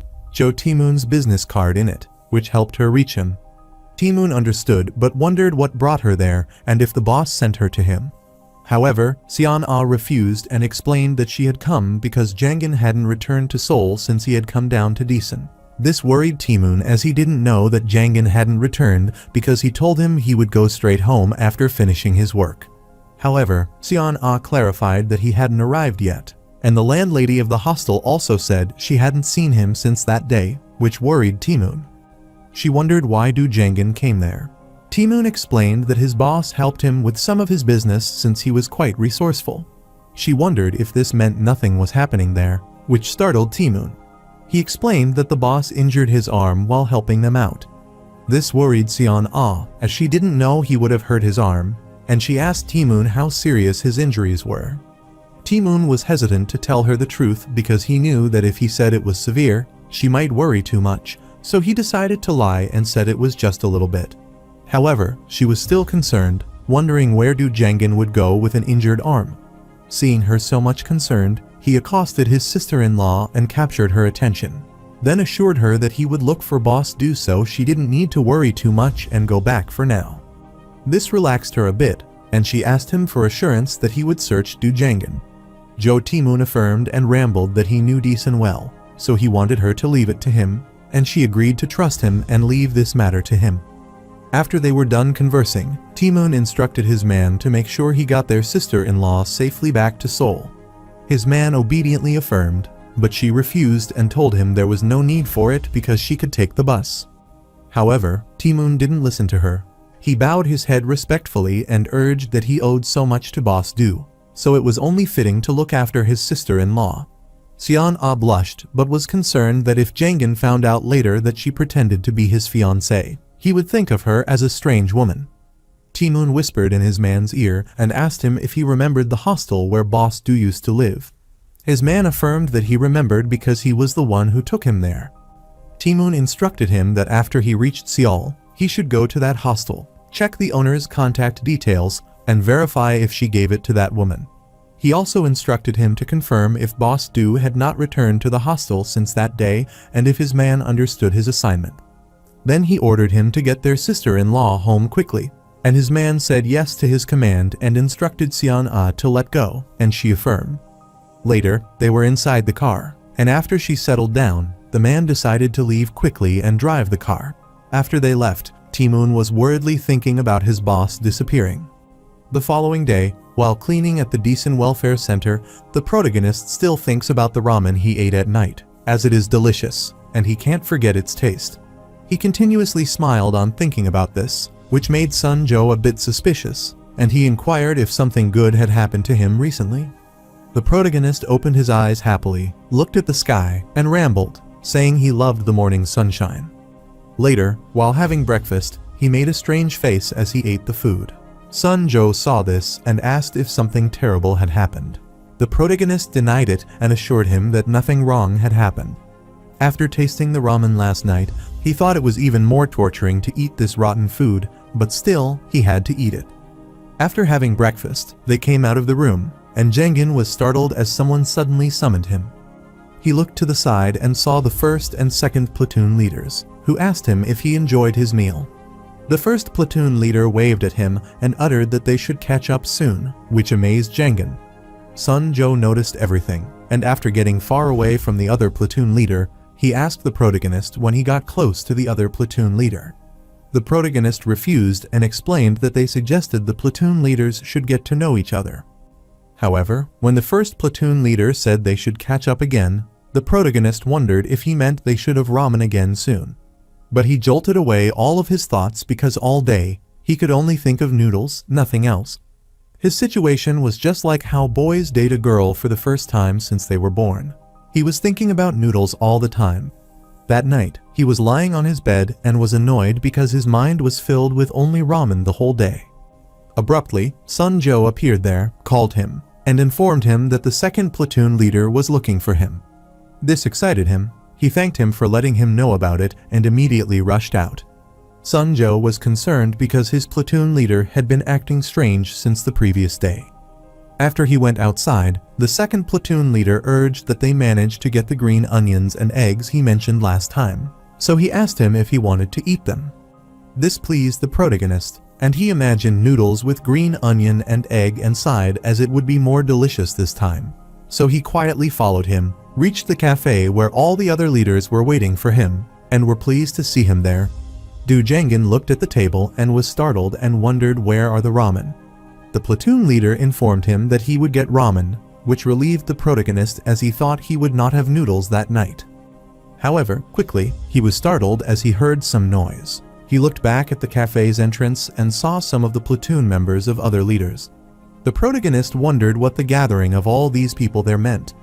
The first platoon leader wondered what he meant by what as they came there with a pack of ramen and started laughing. The protagonist looks at them and wonders what this is and if it is a planned trap.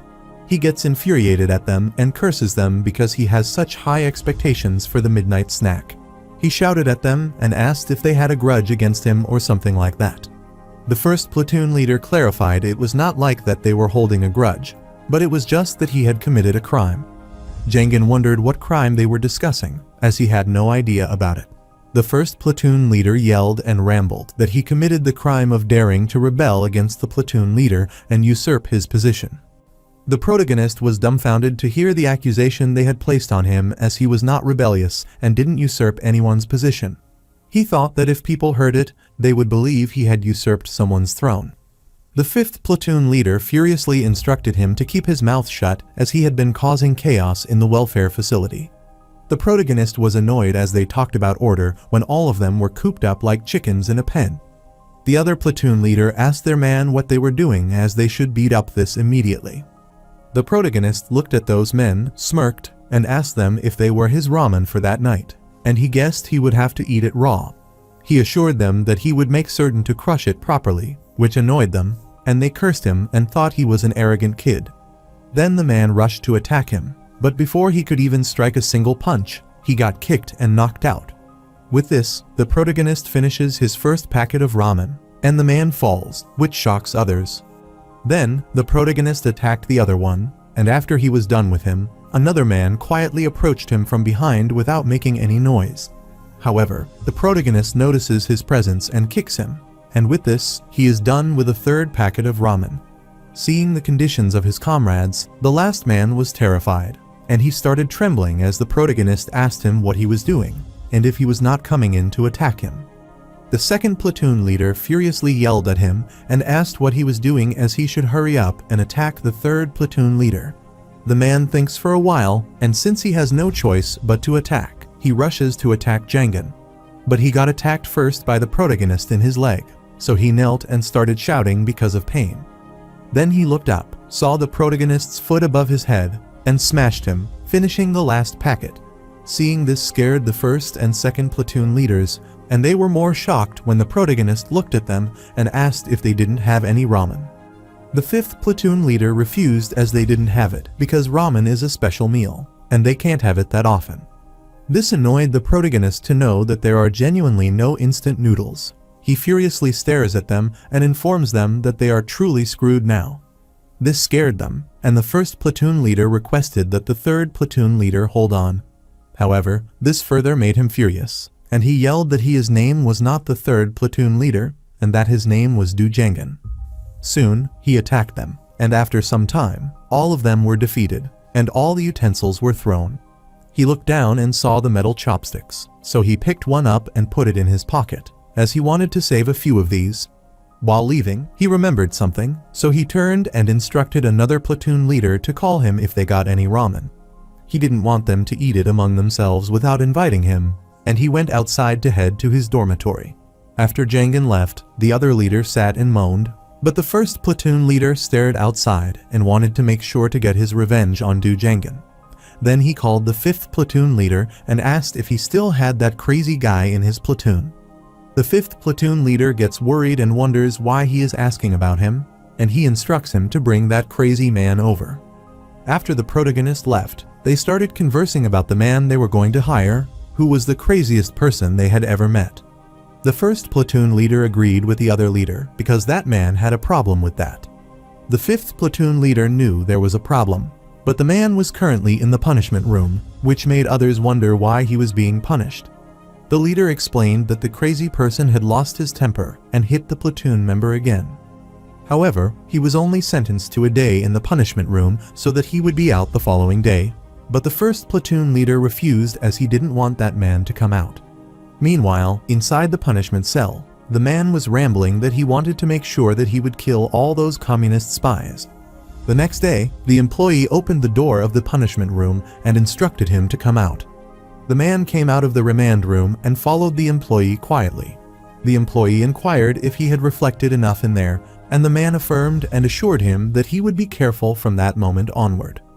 That crazy person's name was Jian Chang-su, and he was a taekwondo athlete until high school. Due to his family's poor circumstances, he gave up on college and entered the military early on. After being discharged from the military, he got a job at a factory, but he yearned for university life, so he often frequented the nearby university area. Thus, Chang-su, who was not a university student, frequently wandered near the university. The university students who were members of a certain circle had been observing him for a long time. They suspected Chang-su was a fraud and wanted to confront him immediately. However, they couldn't rashly approach him since he had a strong physique from working out, especially since one of them had previously seen Chang-su getting into a fight with some drunk male students. so they couldn't be more cautious and decided to take a different approach. One of the students approached him and asked if he was a student at their school. Chang Su affirmed that he was correct. The student suggested that he should join them for a drink because he was alone. He knew their table had only guys, so that it might be a bit dull, but it was better than drinking alone. Under normal circumstances, Chang Su might have found it strange, but given that the college students had approached him with goodwill, he might not have found it suspicious. He was pleased they saw him as a university student. He joined them without suspicion and drank with them. After drinking several bottles, the college student wickedly stared at him, who was unconscious. They tied him, and his eyes were covered with cloth, and he was drooling. Soon, Chang Su becomes unconscious and wonders why the lights are off, and he hears some students asking him why he is lying. Chang Su wondered what they were talking about, and the student uttered that they had looked him up in their university records. However, they couldn't find any student named Jian Chang Su, meaning he was not a student at their university. Chang Su tried to explain it to them, but they didn't understand him then and asked if he was a fraud. He wondered what they were discussing, but the student clarified that he had seen him fighting. The student asked where he got trained and if he was trained in the army or if he was a security guard. Chang Su explained that he had been to the army, but he was not a security guard, and he knew how to fight because he was a taekwondo athlete. He clarified that he was absolutely not a fraud. However, the students didn't believe him and predicted they would find out whether he was a fraud. Then, the student instructed his comrades, who were holding the wooden bats, to strike, and they struck him several times, which made him bleed excessively. Thus, the assault and torture against Chang Su continued for several hours, but Chang Su clarified to them that he was not a fraud. This made the student furious, and he grabbed his head, lifted it, and was astounded as that fraudulent guy was adamant. Chang Su was poorly injured, so he moaned with pain, but the student didn't pity him as he didn't like the fact that their last name was Jian, just like Squiddy's head's previous name. Out of anger, the student poured hot water on his injured face and threw away the kettle, further worsening his wound. Then he instructed his comrade that since this Squiddy's head came up, he wanted him to smack this fraud up with a nice whack to the head. The student lifted the wooden stick and instructed him to be ready, but Chang Su requested him to stop. But the student didn't hear them and wanted to break that Squiddy head of Chang Su, but he was crying and requested him to stop. Soon, they were done torturing him and got worried because Chang Su was in a mess. They knew it would create a problem for them, so they decided to untie him and just throw him outside. However, soon, Chang Su opened his eyes, which shocked them, and the student wondered what was the matter with this crazy guy as he had already returned to his senses and instructed his comrade to knock him again. However, Chang Su kicked straight at his face and then kicked the other students, and two of them left. One of them was shocked, but Chang Su looked at him and kicked him. Seeing this, the last student got scared and ran away, but then Chang Su turned and attacked him. The student who planned all this requested him to wait as they should solve this matter by conversing. Chang Su didn't listen to him as these students also didn't listen to him. His eyes filled with tears, and he explained that he was not a fraud and wondered why they were doing this to him. Continuous torture and assault, and finally, the shock to his head made Jian Chang Su lose his sanity in the end. He grabbed the wooden stick, and when thinking about it, he thought it was unlikely that ordinary university students would do such a thing. He lifted his weapon and thought those people might be communist spies sent by North Korea, and he wanted to kill all those cursed communist spies. This made the student cry, and he wondered what he meant and if he was serious about it. Soon, his eyes spread out with fear as he got stuck in his head, and all of them got assaulted for several hours and were shouting in pain. In the end, Jian Chang Su brutally killed all those university students by smashing their heads apart. Having killed a person in a fit of rage, Jian Chang Su completely lost his mind and wandered the streets at night. He was covered with blood and kept rambling that those students were those cursed communist spies. In this deranged state, Jian Chang Su eventually ended up in a decent welfare facility and was taken away by decent city vagrant children's guidance car. Though not entirely stable, he was usually quiet, but something unprecedented happened during his stay there and while working. The two recruits were conversing, and one sighed as it was quite hit that day and asked if he was right. His comrade affirmed that he was right and loved to have a refreshing bowl of cold noodles. The first man affirmed as he knew that a cool bowl of ham-hewn cold noodles would be great. His comrade was startled to learn about ham-hewn noodles and clarified that the authentic cold noodles were Pyongyang cold noodles and assumed he might not even know its taste. However, Chang Su was startled to hear about ham-hewn and Pyongyang and wondered what was wrong with those people. They wondered what was wrong with him, but soon, Chang Su got furious and asked them if they came from North Korea, and they kept talking about ham-hewn and Pyongyang. He threateningly stared at them and asked if they were communist spies, which shocked those men, and they wondered what he was talking about. But Chang Su didn't hear their explanation and kicked them without understanding anything. This worried the employee in charge of their platoon, who was annoyed. He found this crazy because Chang Su was talking nonsense again, thus stirring up trouble by constantly talking about North Korea, communists, and spies, and receiving punishment was Jian Chang Su's daily routine. On the day Jian Chang Su was released from the punishment room, he was cleaning the area when the 5th platoon leader approached him. The platoon leader smiled, accosted him, and inquired if he had food time in the punishment room. Chang Su affirmed, and the platoon leader rambled that he got critical information while he was in the punishment room. Chang Su affirmed and asked him about the information, and the 5th platoon leader said that everyone said there was a spy sent from North Korea to the platoon. This startled Chang Su, and he asked if he was serious about the details of the person everyone thought was a spy. The 5th platoon leader explained that it was Du Jangan, the new 3rd platoon leader, and further added that everyone said he was the communist spy that he had been looking for. Jian Chang Su gets furious and wants to make sure to kill that cursed communist spy for sure. Meanwhile, at T-Moon Industries, T-Moon asked his man if he had checked everything that he had instructed him to do. The man affirmed and informed him that he went to the hostel, asked the grandma, and discovered that everything that woman said was true. T-Moon understood everything and praised his man for doing a good job, but he got worried. He was worried because it was confirmed that Sergeant Du had disappeared in Deason, and he wondered if someone could have attacked him. But he wondered by whom Sergeant Du could get attacked and asked if it could be Park Guan-ho who he assaulted. However, he refused as he recalled that Park Guan-ho was also looking for Sergeant Du.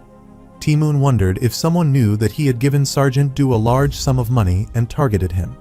However, no cash was involved since the money was transferred directly to Sergeant Du's account from the bank. Furthermore, Sergeant Du didn't have his bank book with him, so it would be useless even if they caught him. Then he wondered what exactly the reason for his disappearance could be. He sighed and speculated if he had to go and search for himself. However, what was more concerning was that Jangan Du came to help him and disappeared. Then he recalled something and thought that he could ask him directly since Park Guan-ho was already looking for his boss. Later, he was at the Deason Hotel. Guan-ho heard everything and figured out this might be why he wanted to ask him immediately. He can't even believe this shameless guy dared to ask him about the whereabouts of the guy he sent after him. T-Moon smiled awkwardly and found it strange that he asked him for help and information about his man. Guan-ho took a sip of his tea and wanted to tell T-Moon to get lost with that attitude, but he knew that if that guy stepped in, there might be a way to get Sang Cheol out of there. Guan-ho rambled that he did not know where that guy Du Jangan was, which pleased T-Moon as he finally got a lead about his sergeant. Guan-ho clarified that he hadn't seen him with his own eyes, but he was sure he was trapped in a strange place. T-Moon was surprised and wondered what that meant. Guan-ho asked him if he knew about the Deason Welfare Facility. T-Moon was startled to hear about the Deason Welfare Center, wondering what Sergeant Du could be doing there. Meanwhile, at the Deason Welfare Center, everyone was working in the excruciating heat, and the protagonist was also working hard carrying that material up with his arm injured. After leaving some of the material, he sighed and wanted to take a break to refresh himself. Abruptly, he was startled as he looked above, as this place was a cliff formed by excavating the mountain to build the Deason Welfare Facility. However, there didn't seem to be any barbed wire or special security facilities on the top of the cliff. But then he assumed that the cliff itself might serve as a security feature. The protagonist wondered if this meant they could escape by climbing this cliff. His platoon members wondered what the platoon leader was doing over there, and they assumed he was staring at the cliff. The man asked his comrade if he thought anyone working on this hadn't imagined climbing that cliff, and he bet the platoon leader might be thinking the same. His fellow was amazed but was confident that even if the platoon leader had both arms in good shape, it would be impossible to climb that cliff. He firmly struck the rock, broke it, and cursed as this stone-breaking work was so strenuous every time. The man thought it was a bit better these days, making his comrade wonder what was better. The man explained that since the platoon leader had changed, he or his lackey hadn't beaten them up, and his comrade agreed that that was true. Then the man looked at his platoon staff and commented that, for some reason, he had become a bit gentler with them, and he hardly interfered with their matter anymore. The man was confident that if it had been before, he would have come over and scolded them just for taking a quick break like this. On the contrary, Choi Sang-cheol was annoyed and wondered why he was doing such strenuous work. The employees in charge of them thought the best thing to do was finish off Choi Sang-cheol inside the welfare center. However, he recalled what the protagonist did to him and how he warned him not to do anything stupid and cursed his fortune. He knew that because of Du Jangan, it would be hard to make rash moves. He furiously grits his teeth because he is annoyed by the nerve that the platoon leader had to threaten him. Suddenly, he was startled when someone called him. He looked back and saw Chang Su, who asked if this was where the 3rd platoon was working. The employee affirmed that that was right, and then Chang Su smiled excitedly and asked him where Du Jangan was. Learning someone was asking about the protagonist stunned the employee, and he inquired who he was and from which platoon he was. Chang Su answered that he was from the 5th platoon, which made the employee inquire about whether he was looking for Du Jangan. Chang Su gets close to the employee and whispers in his ear that he should listen to him and rambles that the guy is a spy, so he is going to kill him. This shocked him, and he wondered what kind of nonsense that kid was spouting. Then he was startled as he recognized that this man was the crazy guy from the 5th platoon. He knows that Chang Su is usually sane, but when he is triggered, he causes a riot by calling other recruits spies or communists. The trouble is that he is unnecessarily strong and good at kicking, regardless of his previous actions. The employee got an idea and thought he might just let him meet Du Jangan, which would help him eliminate that annoying person. However, Jian Chang Su was suddenly startled as he was called by the employee in charge of their platoon. After coming out of the punishment room, the employee furiously asked how he dared to leave the platoon without permission. Seeing the employee pointing the stick at him, he got scared and apologized to him. He clarified that he was not a spy and requested that he forgive him. The employee sighed on seeing how crazy that man was, and the man in charge of the 3rd platoon was stunned to hear the word spy. The in charge of the 5th platoon furiously asked the other employee why he was silently listening to these crazy people's words. He reminded the 3rd platoon in charge that a recruit leaving their platoon should be punished immediately and returned to their original unit. The in charge of the 3rd platoon explained that he did this because he just wanted to hear what that crazy guy had to say. The in charge of the 5th platoon thought it was just a predictable routine as Chang Su again had the same spy accusation. The employee tried to get Chang Su back to his senses, asked him to stop it and get up, and instructed his fellow employees to take care. The person in charge of the 3rd platoon affirmed and soon was startled as the protagonist appeared and inquired what was happening, as it was so noisy. The employee turned and told him it was nothing, so he should go back and continue his work. The protagonist affirmed and instructed him that if everything happened, he should let him know. They looked at him and agreed to tell him if anything happened and was annoyed as Du Jangan was such a cocky and rude person. The employee thought that if that crazy guy from the 5th platoon returned, he should ask him to break Jangan's hands again. Then he looked at Choi Sang-cheol and thought that perhaps he could tell that crazy guy that someone else was the spy. On the other hand, Jo Tae-moon was smoking and thinking about how he should take his senior out of the decent welfare center. However, Guan-ho accosted him and suggested that he should stop if he thought of recklessly barging into the welfare center. Tae-moon wondered why he was stopping him, and Guan-ho explained that he said this because he had already tried it, but it didn't work. Guan-ho asked him if he knew Captain Kang of Decent Prefecture. He explained that Captain Kang had dragged all the detectives in and stopped him. Tae-moon was shocked to learn that it was not just regular officers, but also detectives from the head of the detective unit. Guan-ho added that the detective told him that someone higher up than their station chief was protecting that place, and it would be better for him to find any other way to take him out. After telling him this, Guan-ho went away, and soon after, Tae-moon also left with his underlings. On their way, he instructed his man that, for now, they should try to learn as much as they could about the decent welfare facility.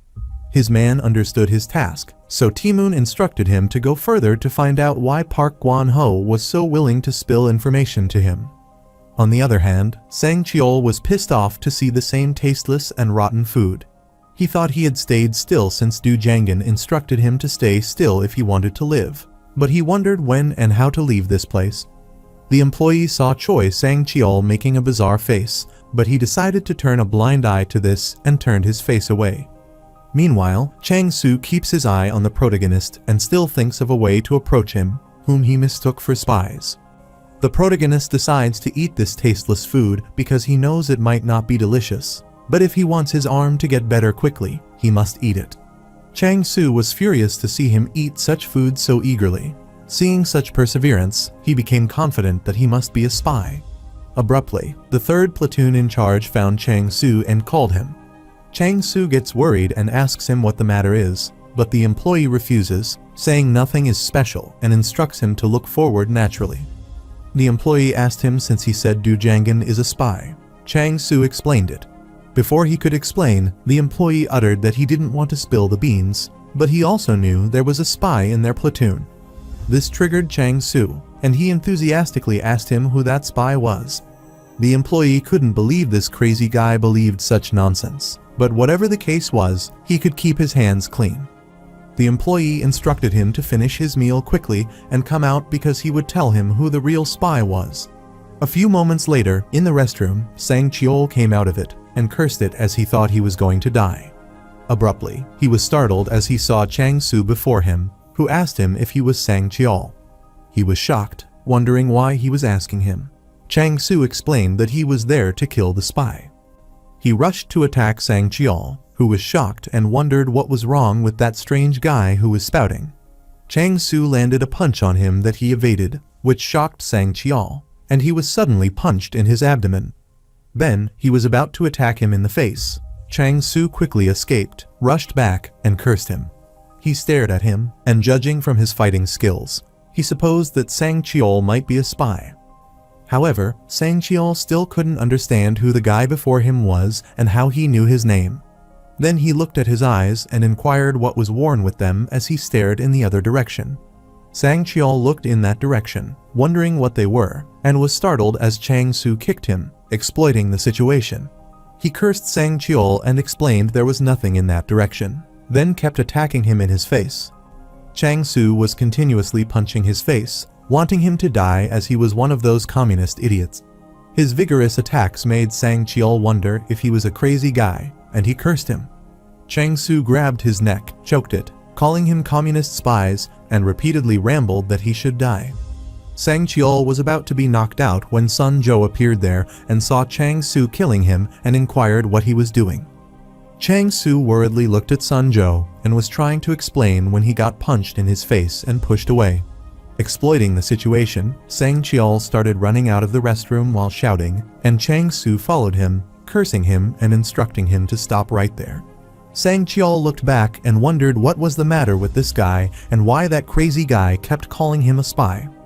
The protagonist saw this scene and worriedly asked Sang Cheol what he was doing and who hid his face and injured him. Sang Cheol pointed back and explained that the crazy guy over there was trying to kill him by thinking that he was a spy.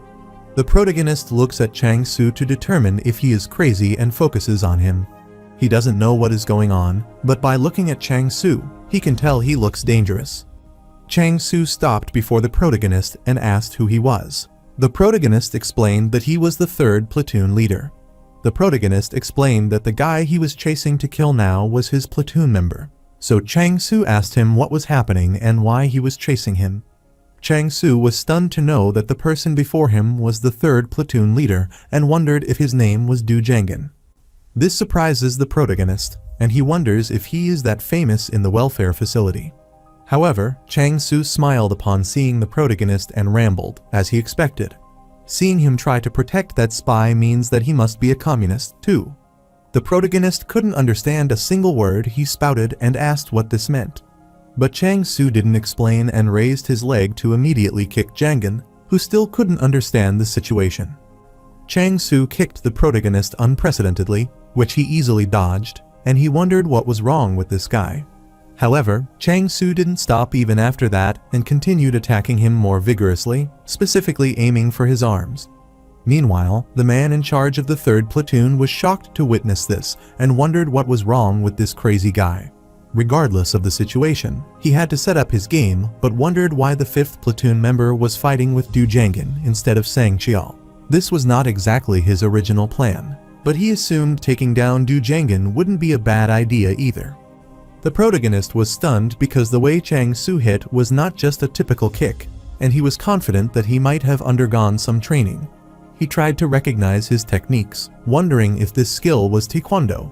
Whatever the case was, and regardless of the situation, he had to step up his game, so he kicked Chang Su but was shocked to see him dodging his attack. Soon, Chang Su grasped the protagonist with his neck and tried to choke him, but Jiangyan rushed away before his opponent could succeed in his plan. The protagonist cursed his fate because he knew that if it was Taekwondo, he had to fight up close, but with his arm in this injured state, he probably couldn't do that. He was startled when he saw Chang Su's foot near his injured arm, fully prepared to attack, but Jiangyan timely evaded this attack. He was startled to discover that his opponent's attacks were specifically targeting his arm and were quite threatening. This was unlike any opponent he had faced before, but he wondered why someone as formidable as Chang Su was trapped there, as he didn't seem to have any injuries like him.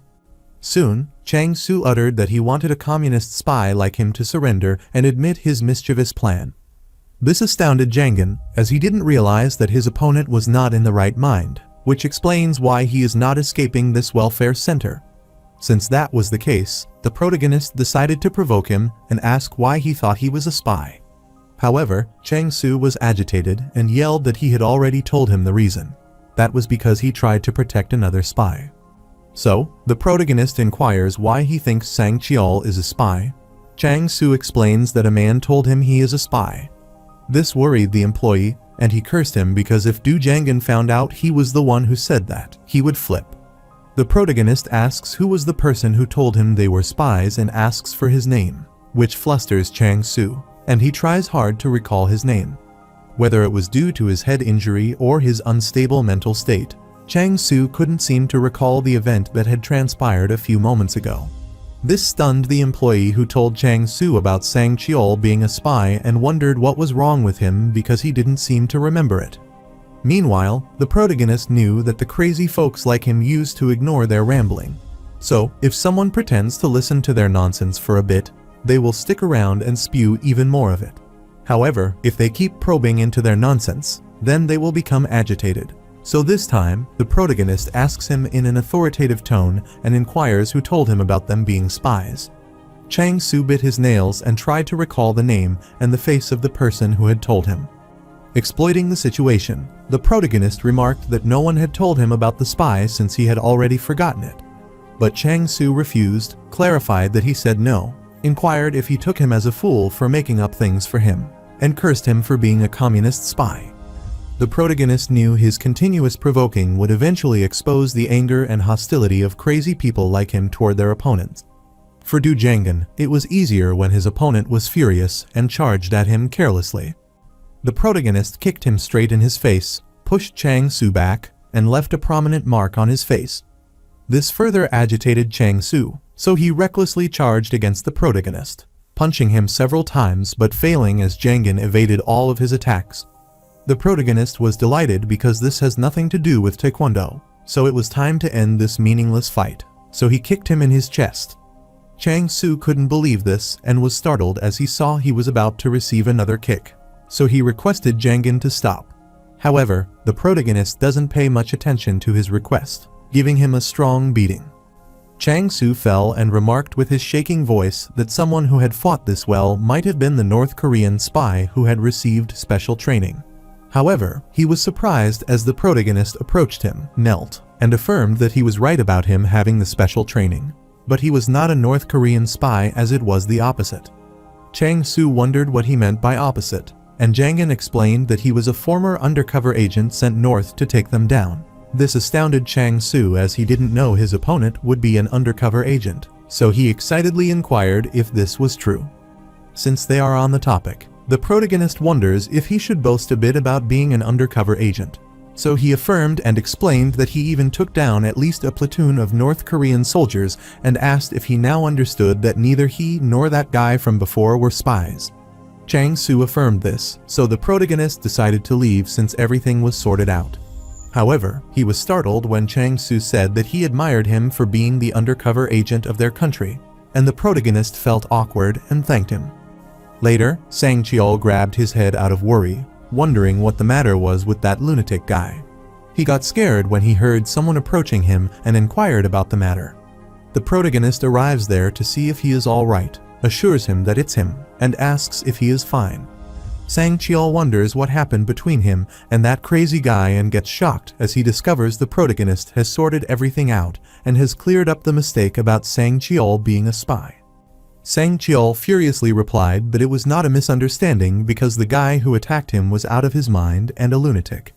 The protagonist knows that this is something to be angry about, so Chang-soo comes with him to apologize, but Sang-cheol is still furious.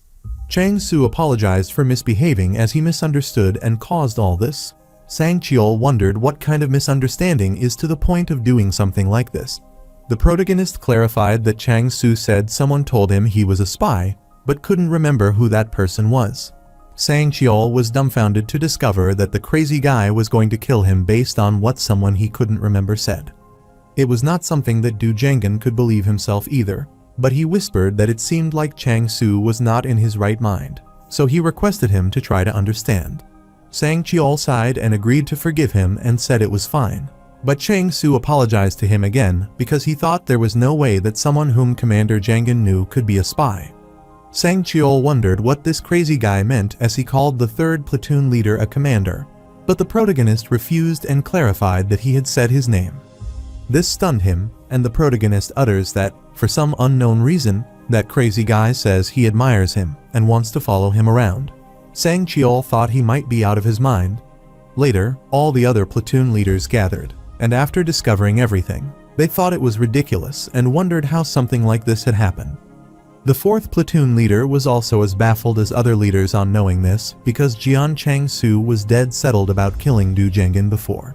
So they wondered why this turned out like this. Instead of trying to kill him, Chang-soo had turned into a puppy that constantly followed Du Jangan around, and the 1st platoon leader cursed his fate.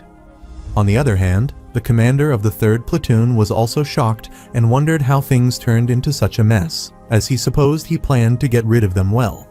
But still, he was glad that Jian Chang-soo was out of his mind, so he couldn't remember who ordered him. He furiously gritted his teeth and wanted to devise a new plan as soon as possible, and he should figure out a way to wipe those guys out without raising any suspicion.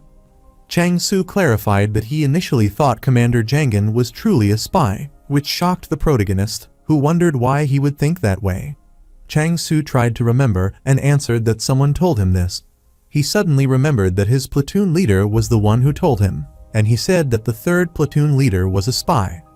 The protagonist looked back at the other platoon leaders, who got scared and turned their faces away, pretending not to see and not knowing about this. The protagonist pities Chang-soo as he discovers several people have exploited this poor lunatic guy. However, the protagonist knew that the ones who labeled him a spy were the other platoon leader, but he wondered who could have accused Choi Sang-cheol of being a spy. There was only one person at the Decent Welfare Center who would have a reason to target Choi Sang-cheol. After some time, the staff in charge of the 3rd platoon was supervising all of them working. He saw Sun Jo spending happy and quality time with Du Jangan while working, which annoyed him. Later, Sun Jo was working hard and breaking the stones. After some time, he stopped to take a peaceful breath. He sighed and uttered that breaking rocks was indeed a tough task. The staff in charge saw him slacking, so he approached and accosted him. Sun Jo turned and concurred. Unexpectedly, he got slapped in his face, which startled all the other workers, and the employee furiously asked him who he thought he was slacking off. Sun Jo started crying and explained that he was catching his breath, which further infuriated the employee. He asked if he dared to make an excuse. This worried the protagonist, and he wondered what that was. He saw Sun Jo being beaten up badly by the employee. The man furiously asked him if he felt comfortable since he had been giving him some slack. but Sun Jo clarified that was not the case and that he wasn't slacking. The employee again got infuriated from hearing him explaining. He cursed Sun Jo and rambled that this lowlife had been spouting excuses since earlier. The employee started beating him and saying that if he pointed out his attitude, he was sorry, and that should be Sun Jo's first response. He kept beating him while calling him an insolent person and asked him who he thought he was. The employee was startled as he heard the protagonist telling him to talk it out. He furiously looked back and wondered what he meant. Du Jengen rambled that they managed to resolve things through a talk last time and wondered if he had already forgotten about it. However, the employee didn't pay much attention to him and yelled at him, then whispered that the talk that he was talking about, he completely remembered it. He rambled that he had promised not to bother Choi Sang-cheol, but he never said he would keep his hand off the rest of his platoon members. The employee asked him if he wanted to vent his anger by reporting the issue between Choi Sang-cheol and him to the higher-ups. But then Choi Sang-cheol would immediately be silent in this situation because he would have thought that Du Jengen might be trying to protect him. This startles the protagonist, and the employee inquires if he will do that, but Jengen refuses. So, the employee instructed him not to act arrogantly just because he was a platoon leader. He pointed his stick toward the protagonist and yelled that he should answer him. The protagonist concurred as he understood what he meant. Since the protagonist understood, the employee approached Sun Jo and rambled that he should finish what he started. He lifted his stick and started hitting him while Sun Jo urged an apology as he realized that he was wrong, and this terrified all other platoon members. On the contrary, the protagonist hardly holds back his anger, but in the end, he can't. He turns at the employee and furiously curses him as he crosses his limit. The employee looked back, seeing the protagonist making a hasty move, but he was stopped by one of his platoon members. The protagonist looks back and wonders what the matter is and why he is stopping him, but Jong Do-won says it is a really bad decision. The protagonist couldn't understand the reason behind his actions and wondered what he was doing. But the man requested him not to intervene as he would explain the reason later. The protagonist looked at him and agreed not to intervene. While Sun Jo apologized to him for his mistake, the employee furiously rambled that these Joseon folks only listened when smacked around. Then, the employee looked back toward the platoon leader, smirked, and asked if he also agreed with him. Sun Jo joined his hand before the employee and asked him for forgiveness, but the employee found it boring. Then he yelled at all the other platoon members gathered there to see this and asked them what they were all doing standing around and not working. The employee inquired if all of them also needed a beating to get started as well. Everyone rushed and refused, and the employee instructed them to return quickly to their work as he watched them. The protagonist goes to Sun Jo, helps him get up, and asks if he is all right. Sun Jo explains that he really isn't slacking and is just taking a breath. The protagonist assured him that he knew that, and Jong Do-won explained that the employee did that because the situation was favorable for him and he was up to no good.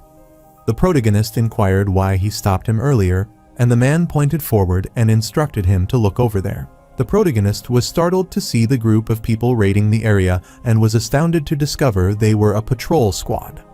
The protagonist wondered if they did have something like that, and Sun Jo was surprised and wondered how the platoon leader didn't know, as he had been there for quite some time. The protagonist felt awkward, as they were right. He had been there almost a month, yet he didn't notice the patrol squad. The man explained that the patrol squad doesn't usually visit their internal office or work area. They mainly patrol the perimeter where the walls are to prevent escape attempts. Jengen understood it completely and questioned when the patrol rotates. He explained that 3 squads rotate to patrol the facility 24 hours a day. Jengen was stunned as they were relentless in patrolling 24 hours a day. Jong Do-won affirmed that they were ruthless, so if Jengen messed with them, he would be beaten mercilessly. Moreover, that guard dog had tasted human blood before, and it was incredibly fierce. The man added that the patrol squad had been around there since earlier, so if Jengen had confronted the staff earlier, he would have dealt with the patrol squad, including that crazy dog. The protagonist agreed with him, as his previous action would have put him in a very difficult spot, so he thanked him for his help. However, the man uttered that he merely did what had to be done, so he didn't need to be thankful to him. Du Jengen wondered if that employee intentionally provoked him, knowing there was a patrol squad. He thought if it was intentional, he needed to leave before things got more complicated and unfavorable. Meanwhile, at Timoon Industries, Timoon was gulping the scoop of noodles. After eating it, he asked his man if he had found out why Park Gwon-ho had told him about the decent welfare facility. His man concurred and asked his boss if he knew Park Gwon-ho's subordinate, Choi Sang-cheol. He had been searching for Do Jangan, and not long after, he started asking around about the welfare facility, and then he vanished. Timoon assumed that Choi Sang-cheol could have entered the welfare facility looking for Sergeant Do. His man explained that Sang-cheol never returned, so Park Gwon-ho went to the welfare facility looking for that guy, not for Sergeant Do, and failed. The man uttered that he had also looked into this decent welfare facility, but it was not a normal welfare center. Timoon wondered why that welfare facility was not normal, so his man lifted his noodles with chopsticks and explained that they claimed to guide people without homes outwardly. However, in truth, they detain and exploit not just people without homes, but also normal people, and even make them do forced labor. It was just like a North Korean labor camp, but Timoon wondered about how they could carry out such atrocity and could stomach a rat so well that he thought he was Diana. The protagonist wonders who Diana is, which surprises Sun Jo, and he wonders if he doesn't know V, as it was a drama made in America. But the protagonist doesn't know as he hasn't watched it. Sun Jo smiles and utters that he needs to watch it once they are out, as it is a great show. Then they forget all about their miseries and injuries and start laughing again, which leaves Jangan speechless. Later at night, Park Gwang placed a carton inside the car trunk and closed it firmly. Then, he got in the driver's seat, and his father inquired if he had packed it well and affirmed. Confirming the safety of the carton, his father instructed him to let's leave, and the car went out of the welfare center. Soon, the car arrived at a mansion, and Gwang hoped his father would enjoy his meal. His father sighed, wondered how he could enjoy eating with such an unpleasant person, and assured Gwang that he would return later. Soon, he entered the mansion, greeted the congressman, tried to admire him, and inquired how he had been. Congressman Choi laughed and remarked that thanks to Director Park, he had been well and requested him to have a seat. Director Park poured the wine into his glass, thanking him for inviting him, but he was ashamed, as he should have been the one who reached out first. Congressman Choi was well aware of the failure of Director Park's construction project and thought that if they met too often, it could put him in a difficult position. Meanwhile, outside the man, Gwang took the carton from the car trunk and handed it to the congressman's secretary. The congressman knew it takes time for the fruits to ripen, so they shouldn't meet often. This pleased Director Park as the congressman knew his situation very well and lifted his wine glass to let him pour the wine. Congressman Choi affirmed that he was right and explained that he called him there that night because he had something to give him. After all, he was not the kind of person who takes things. Director Park agreed but wondered what he was giving him. Congressman Choi uttered that it was information, as he should have said it was a directive. Director Park wondered what it meant, and the congressman suggested he think about winding down the welfare facility and moving on to a new venture. He wondered why he was discussing closing the welfare facility, and the congressman affirmed that he had heard correctly. Congressman Choi asked him if he knew what the most crucial project BH is currently driving is. It provided housing, and they planned to supply it on a very large scale. Director Park wondered if he was talking about housing and if he was referring to something like an apartment complex. The congressman denied it, saying it was more than just an apartment complex. They planned to build a new city next to Decent. Director Choi was stunned, as this was incredible information, but then he corrected himself, saying it was a directive, just like Congressman Choi said. The congressman suggested buying land next to the planned new city and building something like a nursing home. Maintaining operations like the decent welfare facility is becoming challenging as there is a lot of noise about democracy and human rights these days. The regime and the world have changed, and he hoped Director Park understood what he meant. Director Park affirmed that he understood it perfectly. Congressman Choi informed him that what he had just shared was currently confidential, but he told him it was because he had given him plenty of fruits over time. Director Park bowed before him and was extremely grateful to the congressman for his consideration. The congressman rambled that if, by any chance, Director Park planted new trees in that fertile new land that bears even more fruits, then more of that fruit would come back to him and benefit him. The director laughed, affirmed that this was absolute, and thought this was a golden opportunity for him. Meanwhile, in the car, Guang was listening to the music on the radio and enjoying it, blowing the whistle and singing back. Abruptly, he was startled as his father entered the car and instructed him to leave immediately. Park Guang felt awkward, so he immediately turned off the radio, looked back, and asked his father if he had finished yet, so he decided to get going. His father affirmed that it was finished and everything was over, so Park Guang immediately drove his car. On his way, Director Park thought of liquidating all the assets of the welfare facility and buying as much land as possible next to the planned new city.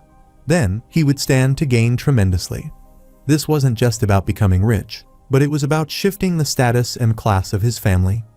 He was glad that Congressman Choi genuinely knew how to play the game of taking the most bribes. He started laughing out of the blue, which startled Park Guang, and he inquired his father if something good happened to him. His father affirmed that something great had happened to him and instructed his son to play that song again from earlier louder. Park Guang was startled to discover that his father was listening and concurred with his father's command and played the song again. Soon, the air was filled with the lyrics of the songs, saying that there was no love left in him, and he couldn't feel anything, just like the way she smiled as she let him go. Meanwhile, at the welfare center, everyone returned to bed as it was time to sleep. The protagonist looks at his injured arm, starts moving his finger, and can feel his arm getting better. Almost a month had passed since then, and he supposed it might be the time for him to prepare to leave. Abruptly, Sun Jo called him and informed him that the second platoon leader was looking for him. The protagonist wondered why. Sun Jo rambled that he said that he had already prepared what he talked about before and that he would know about it. The protagonist looks at him and then leaves to see the second platoon leader, as he understands what he means by that message. Soon, delicious ramen with egg and green onion was prepared, and he was amazed to see it and wanted to enjoy it. He took a scoop of noodles, looked at them as if they weren't eating, and asked why they weren't eating with him. The second platoon leader sadly informed him that they managed to get just one packet of ramen for him.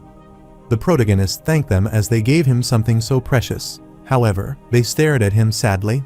One day ago, they were worried as Jian Chang-su failed and wondered what they should do now.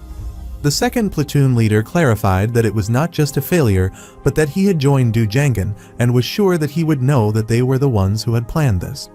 The fifth platoon leader was worried and cursed Jian Chang-su for changing the side and spoiling their plan.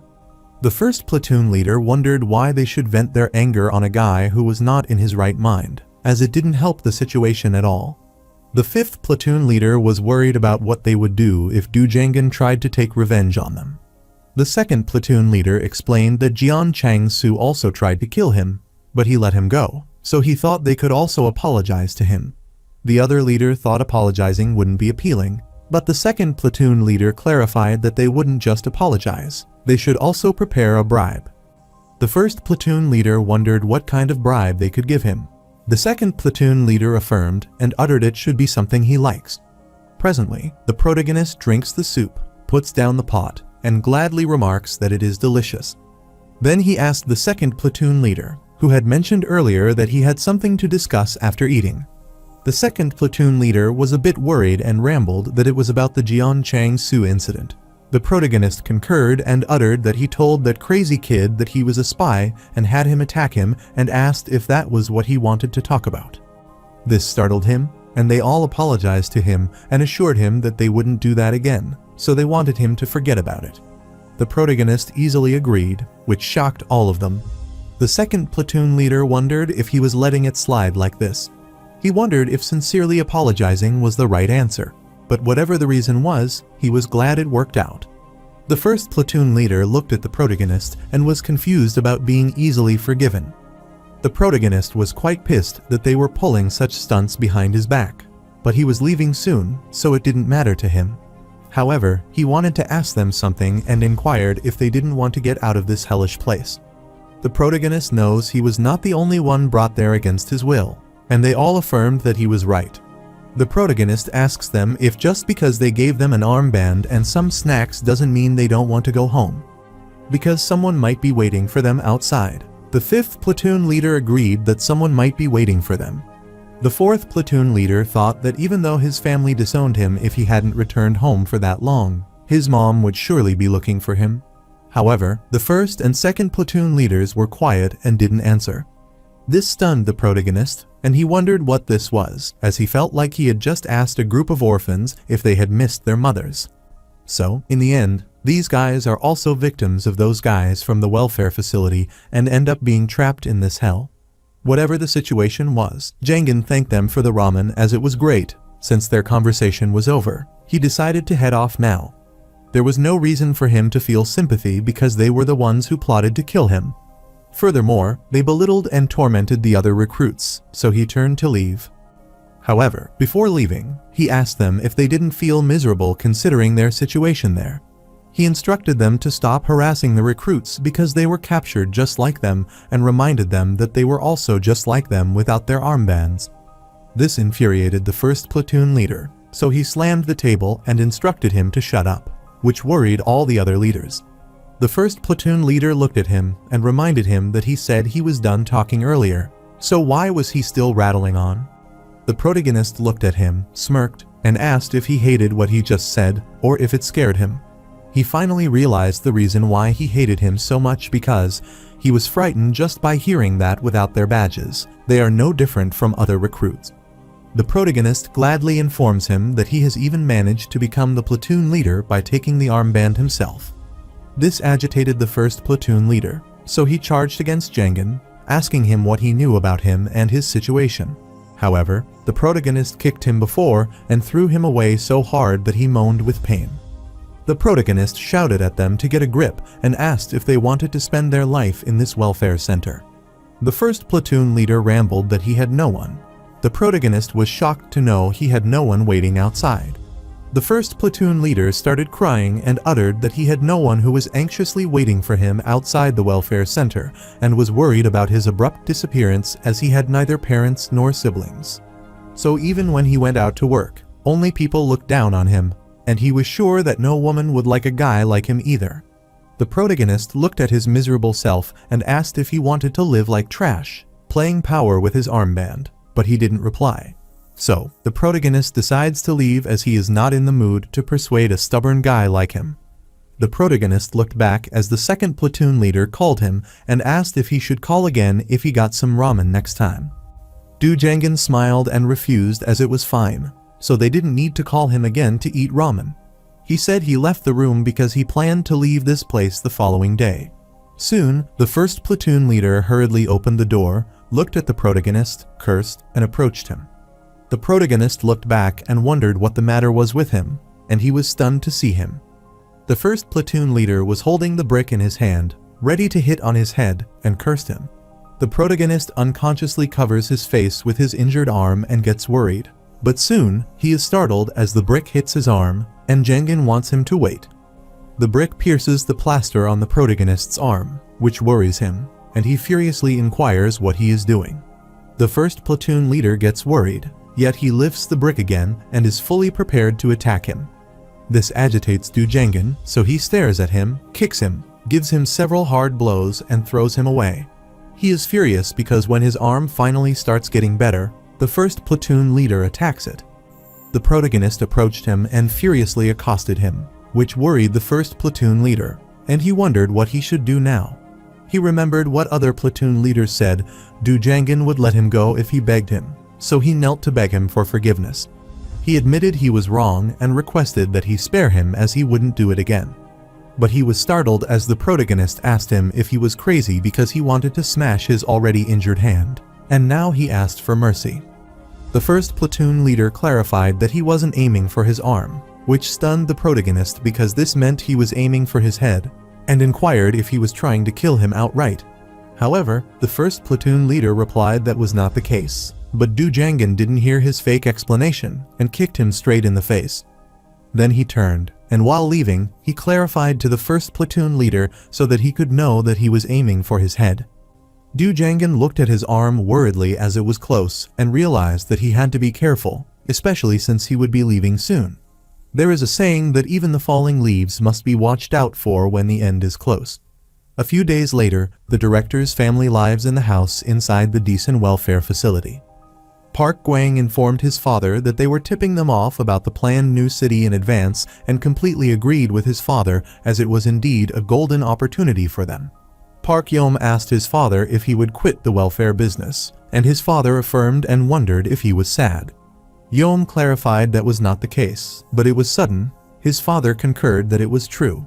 Director Park utters that the revelation was always sudden, like building an ark and escaping Egypt. Noah and Moses couldn't have foreseen the revelations until they received them. Park Yom couldn't understand the concept of revelation, and his father affirmed and clarified that this was a revelation, which led them to the land flowing with milk and honey, as this new city would be their promised land.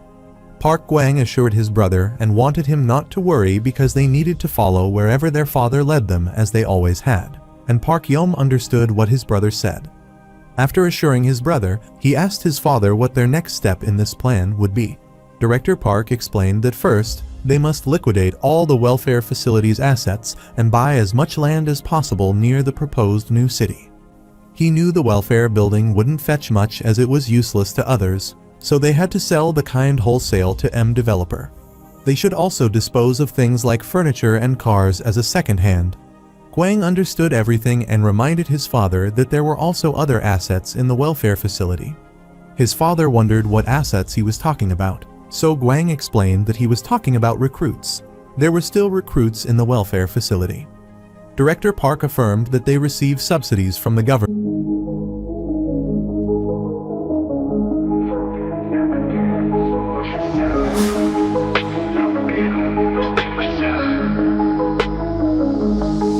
Я иду к цели, избавляю ход на моих часах. Бесконечный взлет, забираю все, что хочу в этот раз. Вижу свет, он ведет меня прямо в класс. Скорость, драйв, это мой лимит. Словно вихрь оставляю след. Каждый день это новый рекорд. Я на вершине, слышу мой аккорд. I got it, I want it, I got it. Мой путь это только вверх. I got it, я знаю, что надо. Я здесь, чтобы взять успех. Время летит, но я на волне. Каждый миг моя сцена в огне. Мечты сбываются, я это знаю. Все, что хочу, я забираю.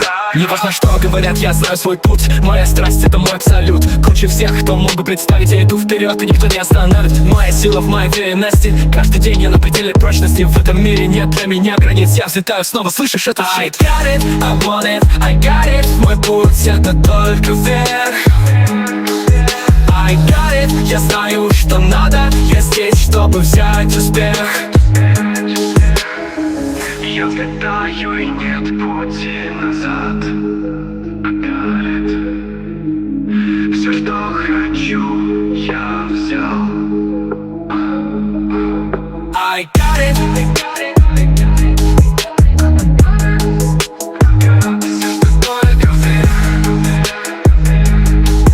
I got it. Я стану в окне.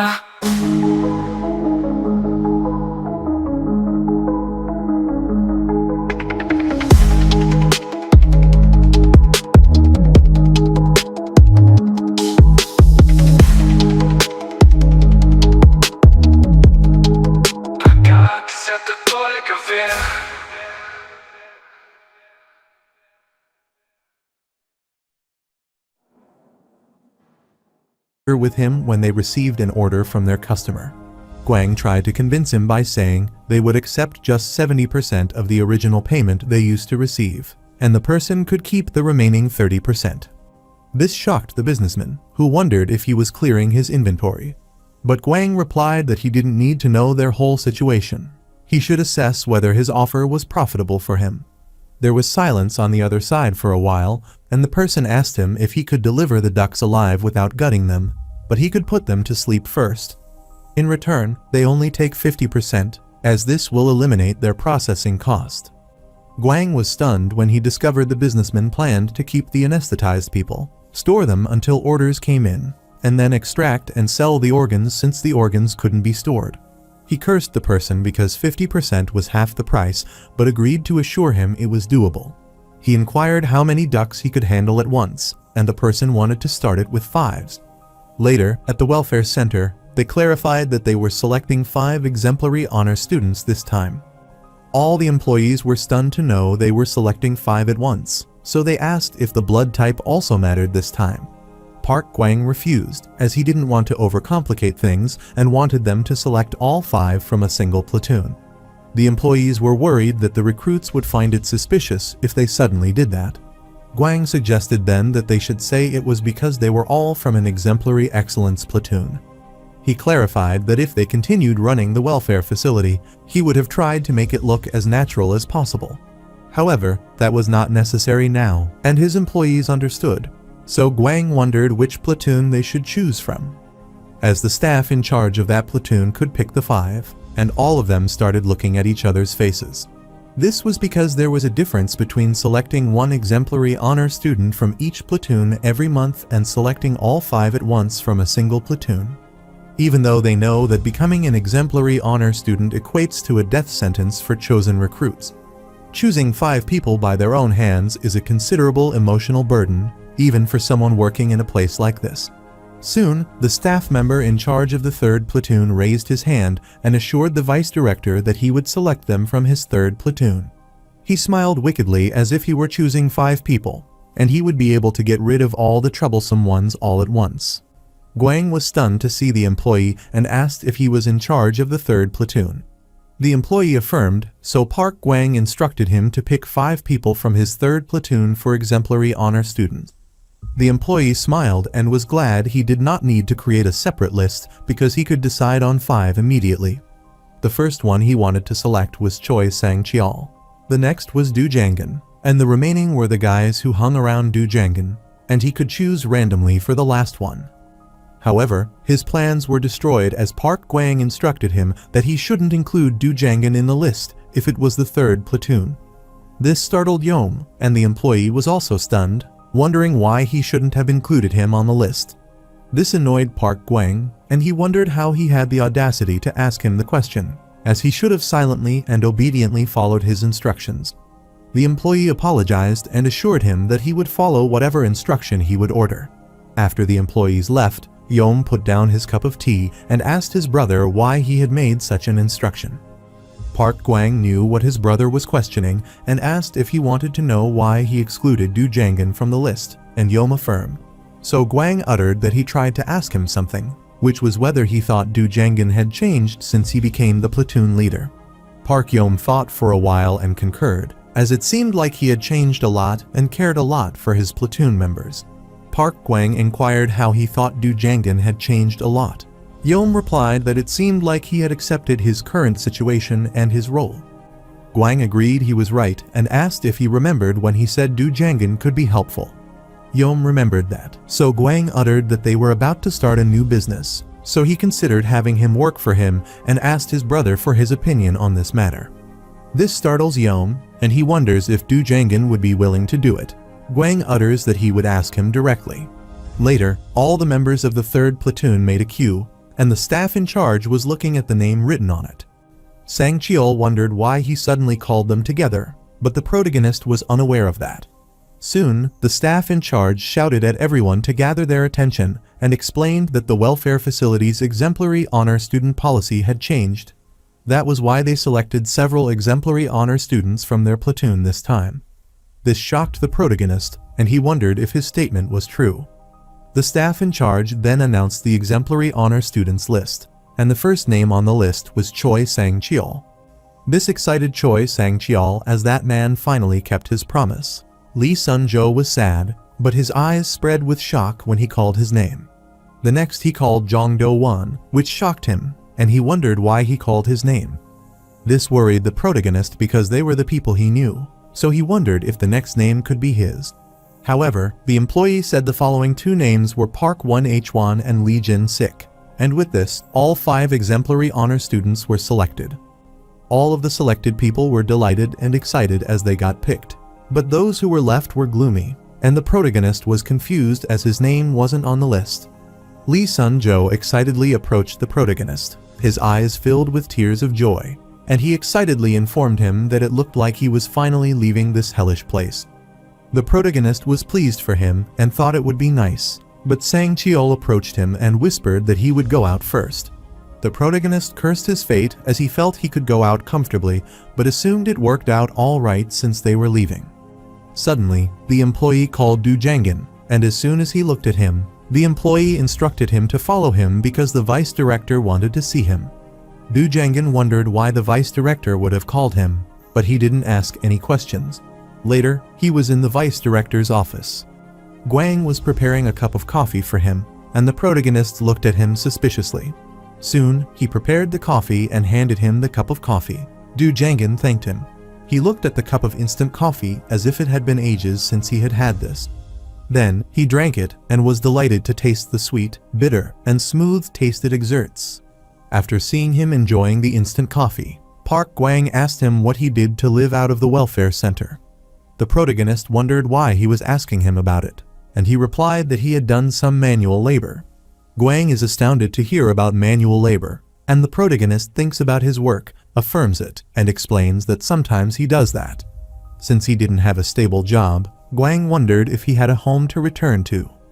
However, Du Jangan wasn't sure if he was referring to a house or a family, but he refused as he had neither. Guang found this great, so he wanted to be blunt and ask what he thought about working for him. This startled Jangan, and he suddenly wondered what he was talking about, so he asked for clarity on whether he was talking about working at the welfare facility as he had already worked there. However, Park Guang refused and explained he would start something new, which stunned Du Jangan, and he wondered what kind of new business he would start. Guang added that Jangan said he doesn't have a house or family, so he probably has nowhere to go once he leaves the welfare center. Seeing how he took down the former platoon leader, even with his arm in that condition, made Guang think that he was physically capable and that he could be helpful. The protagonist finally understands the reason but believes he has to thank him for having a discerning eye. Guang asked him what he thought about it and if he found this offer interesting and appealing. Jangan was already planning on leaving this place soon, so he wanted to stay on his good side. He didn't know how Guang would retaliate if he refused his offer, so he agreed and assured him he would give it his best if needed. He said that, just like the director once said, he is grateful that people find a use for someone like him. This made Guang laugh as he was right. Still, Jangan wanted to know what something new he was talking about and what else he was involved in besides running the welfare facility. He was startled because Guang explained that they were planning to shut down the welfare facility and were preparing for a new venture.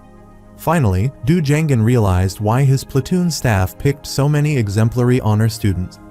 Guang smiled and asked why and if he was disappointed because he wasn't chosen as an exemplary honor student. He wondered if he also wanted to leave, and the protagonist affirmed that he also wanted to leave the welfare center. Hearing this, Guang thinks for a while and utters that since Jangan will be working under him from that moment onward, he thought he should share something interesting with him. The protagonist wonders what that secret is, and Guang clarifies that the exemplary honor student doesn't go home.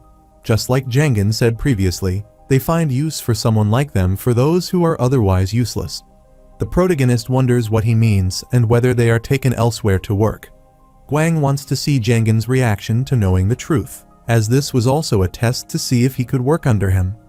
Then he explained that they harvest their organs and sell them, so he doesn't want Jangan to regret not being chosen as an exemplary honor student because if he had been selected, he would be dead. This stunned the protagonist as he was talking about organ trafficking, but he didn't change his expression. Guang was astounded as Jangan didn't look shaken, so he assumed he should dig a little deeper. He rambled that the ones who buy those organs are people who are worth more than them, and that worth is determined by the money they have. The protagonist was still calm, completely understood what he meant, and rambled that Guang mentioned earlier that money determines a person's worth. Guang concurred that that was right, so Jangan asked him if he worked under him and if he could increase his worth. Jangan was shocked to hear his answer. He laughed and affirmed and assured him that he would be given the opportunity to improve his worth. Jangan finished his coffee, stood, bowed before him, and rambled, saying that since this was the case, he should return to his platoon. Guang permitted him to return to his platoon, as they will discuss more later. On his way to his platoon, the protagonist furiously grits his teeth and curses those crazy people. They were even involved in organ trafficking, so he wondered if this meant that Sun Zhou and the others were all going to die. He cursed it, looked at his injured arm, and knew there was nothing he could do to save them. He might have escaped on his own if his arms had healed, but it was still impossible to escape with so many people. He moved his arm and wondered if it had fully healed, but he couldn't stand being in this hellhole any longer. Because if he sees Guang's face again, he might lose it and smash him up to a pulp. So he thought getting out of this place was more favorable to him and decided to leave that night. Later, at the dormitory, the protagonist looked at the key on his armband. Seeing him indulge in his thoughts, Sun Zhou asked him if he was okay. The protagonist wondered why he was asking this, and Sun Zhou explained that they were the only ones who were selected as exemplary honor students. Zhengin finally understood why he was inquiring about this, as he was worried that he would be left behind. He assured Sun Zhou that it was all right and didn't want him to worry about him. Sun Zhou thanked him for understanding and promised he would live well once he returned home. This makes the protagonist a bit guilty and gloomy because Sun Zhou doesn't know the reality behind it, and he affirms it. Later, after everyone fell asleep, Zhengin was mortified as he knew everything, yet he couldn't tell them. However, he had no choice. He couldn't save everyone, and revealing the truth without a plan would have made his escape even more difficult. He took out the key, opened the lock, got out of the dormitory, threw away his armband of the 3rd platoon leader, and went away. Meanwhile, the staff in charge of the 3rd platoon was on patrol at night, yawning because he was feeling so sleepy. He wondered why that dumb idiot was always back so quickly whenever he was on night duty. He was startled as he saw something far ahead and wondered what that was. The protagonist was progressing forward, heading in the direction he had planned. The staff in charge threw the light at him and recognized him, and he remarked that it seemed God put him on guard duty that night to catch him and ask him why he was outside. The protagonist condemns his fortune, and the staff asks him why he is outside and doesn't want him to say that he is trying to escape. However, the protagonist doesn't reply, which shocks the man. He curses him and asks if he is severe and if he has lost his mind. The staff in charge laughed and asked him if this was because he wasn't selected as an exemplary honor student. The protagonist supposed the staff must think he doesn't know the truth about the exemplary honor student to dare talk like that. The staff didn't want him to be upset, so he explained that the vice director tried to put him in the exemplary honor student program, but he stopped them. Seeing that he called him separately after that, he might have taken a liking to him and decided not to send him out and asked if he was right. The protagonist gets furious as he discovers that the staff in charge of the 3rd platoon deliberately included him and the people around him. Knowing full well that becoming an exemplary honor student means certain death, he would want to eradicate all of them at once. The staff asked him if he knew what the vice director would react to if he found out he was doing that right now. He smiled wickedly and clarified that the patrol team would run if he blew the whistle. If the patrol team catches him, they will inform the vice director that he opened the door and came out in the middle of the night. The protagonist didn't give any answer, and the staff rambled that they could see how the vice director would react, and he could guarantee that it wouldn't be a good reaction.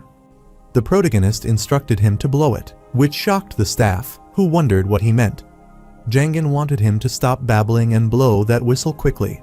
The staff was shocked and wondered what this was, as something felt off about this guy. Now he thinks about it, the protagonist didn't even flinch when he caught him, and he also doesn't react to anything he says.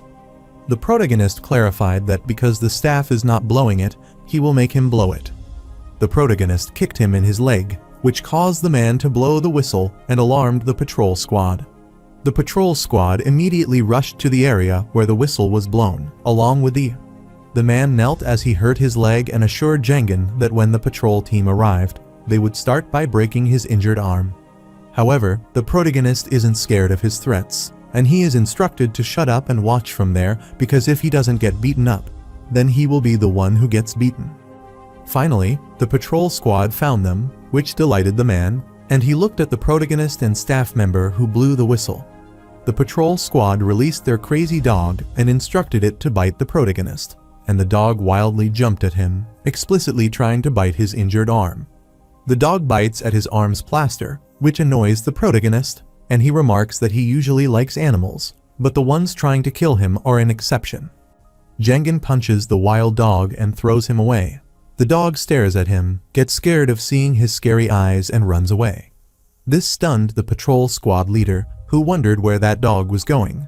He cursed it and instructed his man to catch the recruits trying to escape. One of the patrol squad members immediately hits the protagonist's arm substantially, breaking the plaster and worrying Du Jengen. The man in charge of the 3rd platoon was delighted to see this, as he assumed he was won, and all other squad members simultaneously started attacking his arms. After a few more strikes, all of the plaster on his arms broke, and the squad leader then gave a substantial blow at his arm and ultimately got rid of all the plaster. The protagonist's arms were entirely exposed now, thrilled the staff as he assumed this was the end of Du Jengen.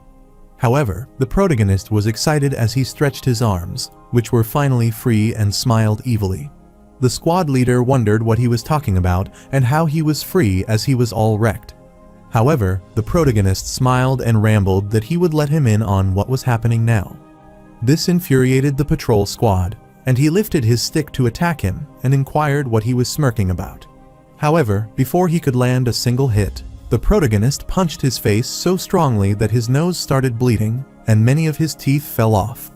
Then, the protagonist gave him another punch and threw him away, shocking all the other squad members. Their squad leader was thrown far away, and they couldn't believe it. They didn't know that Du Jengen was completely healed. All of them rushed at him to attack and wanted to kill him from behind. The protagonist looked back and then punched him in the face. Then another man tried to attack him, but he evaded the attack at the right time and punched him so substantially that he hardly slammed on the ground. He grabbed his arm and looked at the man moaning on the ground. Then he looked back toward the staff in charge of the 3rd platoon.